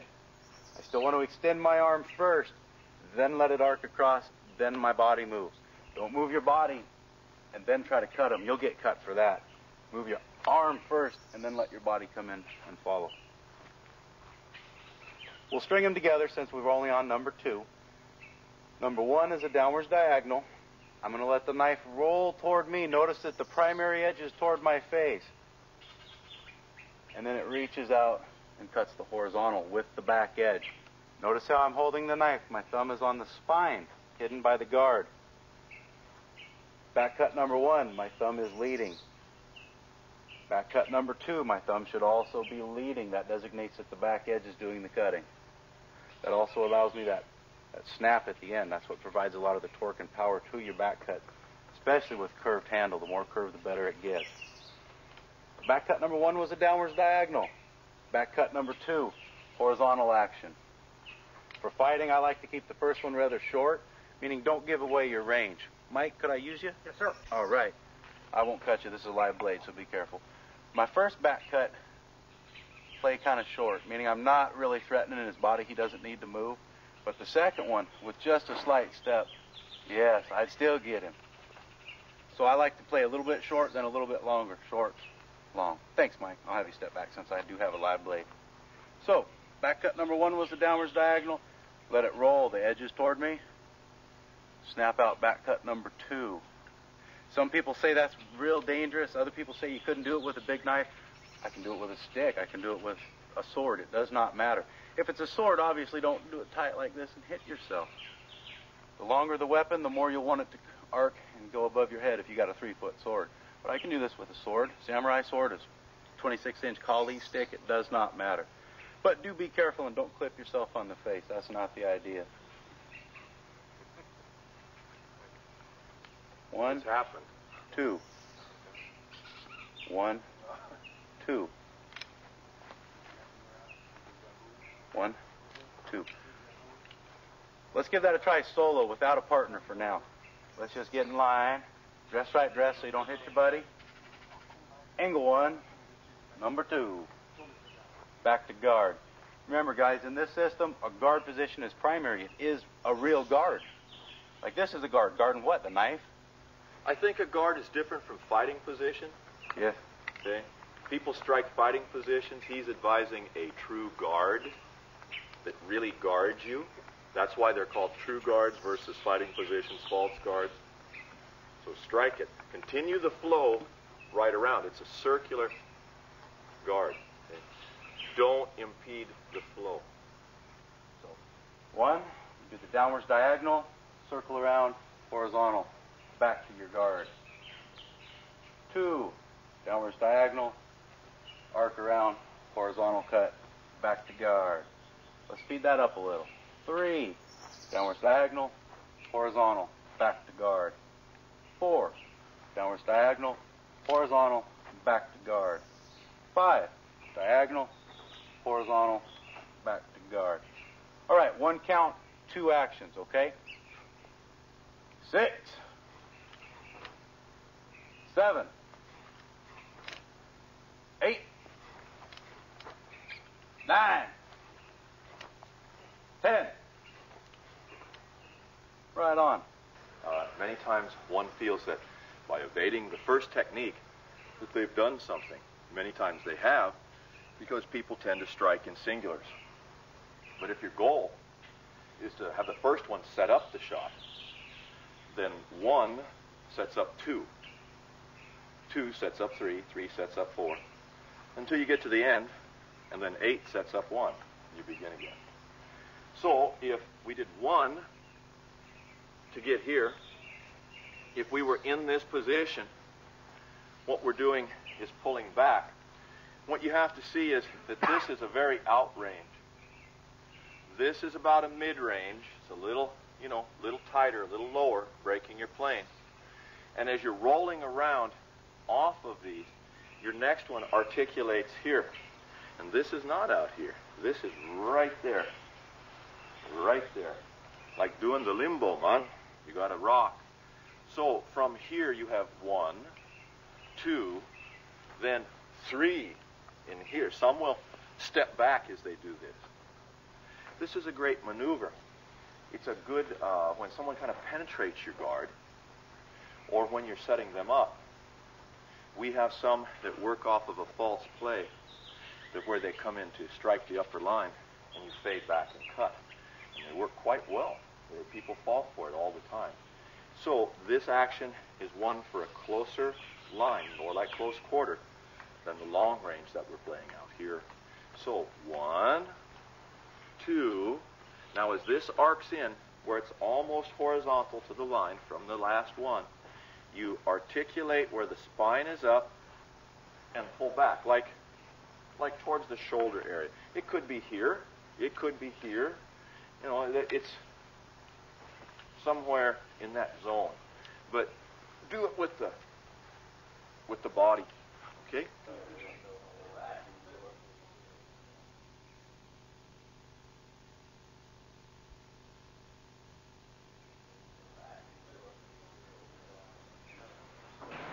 Uno. Dos. Tres. Now, from here, you're going to drop. Just let it drop. And bring this straight out, upside down, like a blow of a hammer or a tomahawk.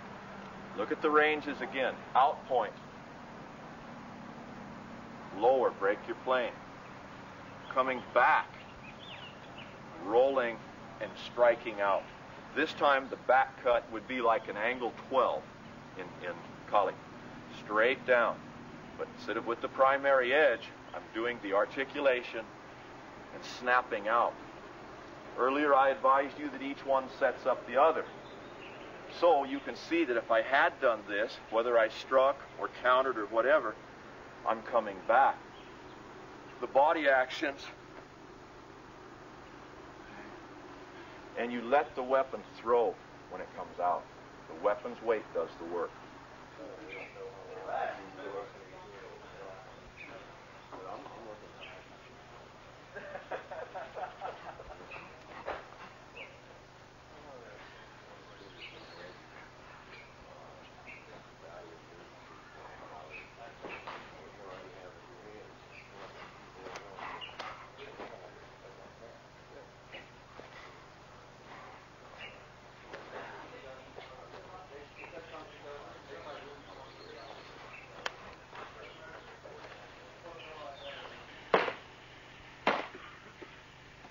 I'm getting some creases in there, but not much.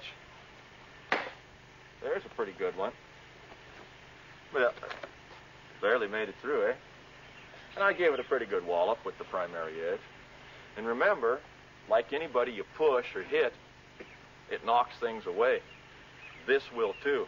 Bang. Ah! Get away. Fire. But things that hook things don't knock them away. They keep them for further use.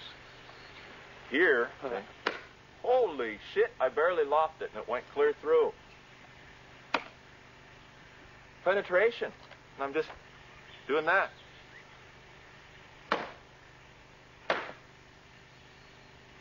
Do you want to have to fight like that? I don't. In fact, I don't even like to fight.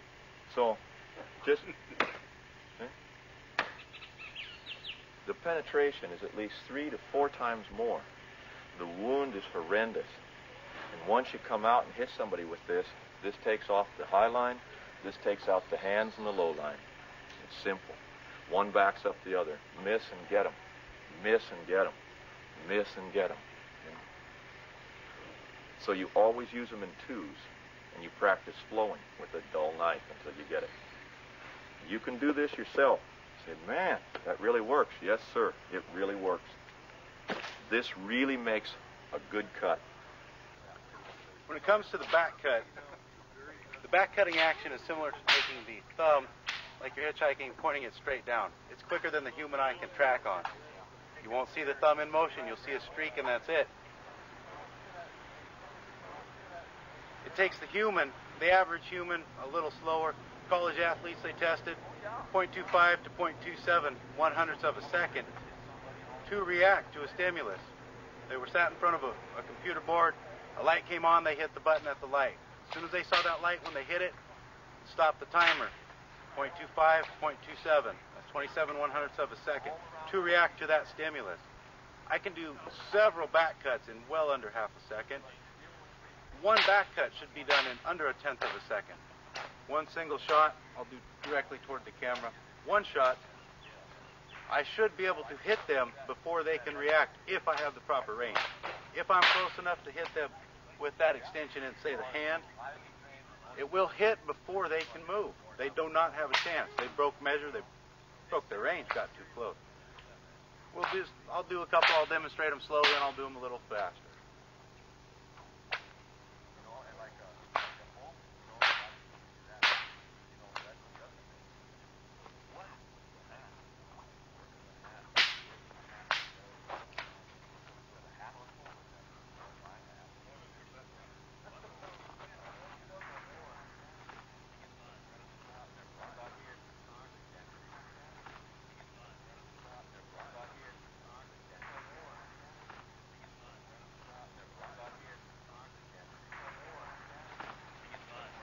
There's only 4 or 5 things you do in the system.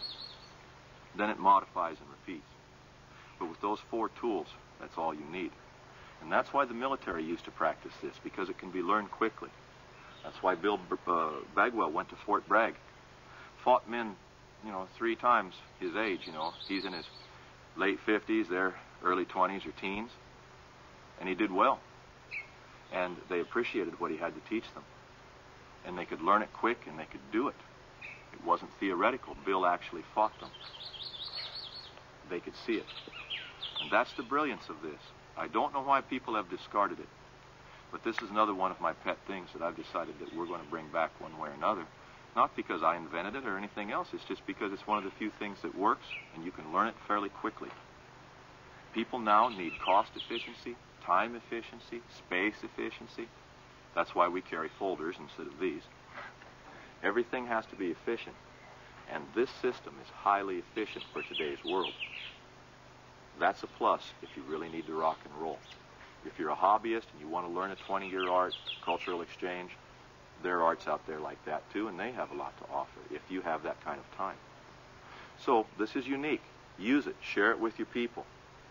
Show people how this works. Explain the sleight. You'll find it to be highly successful in fighting.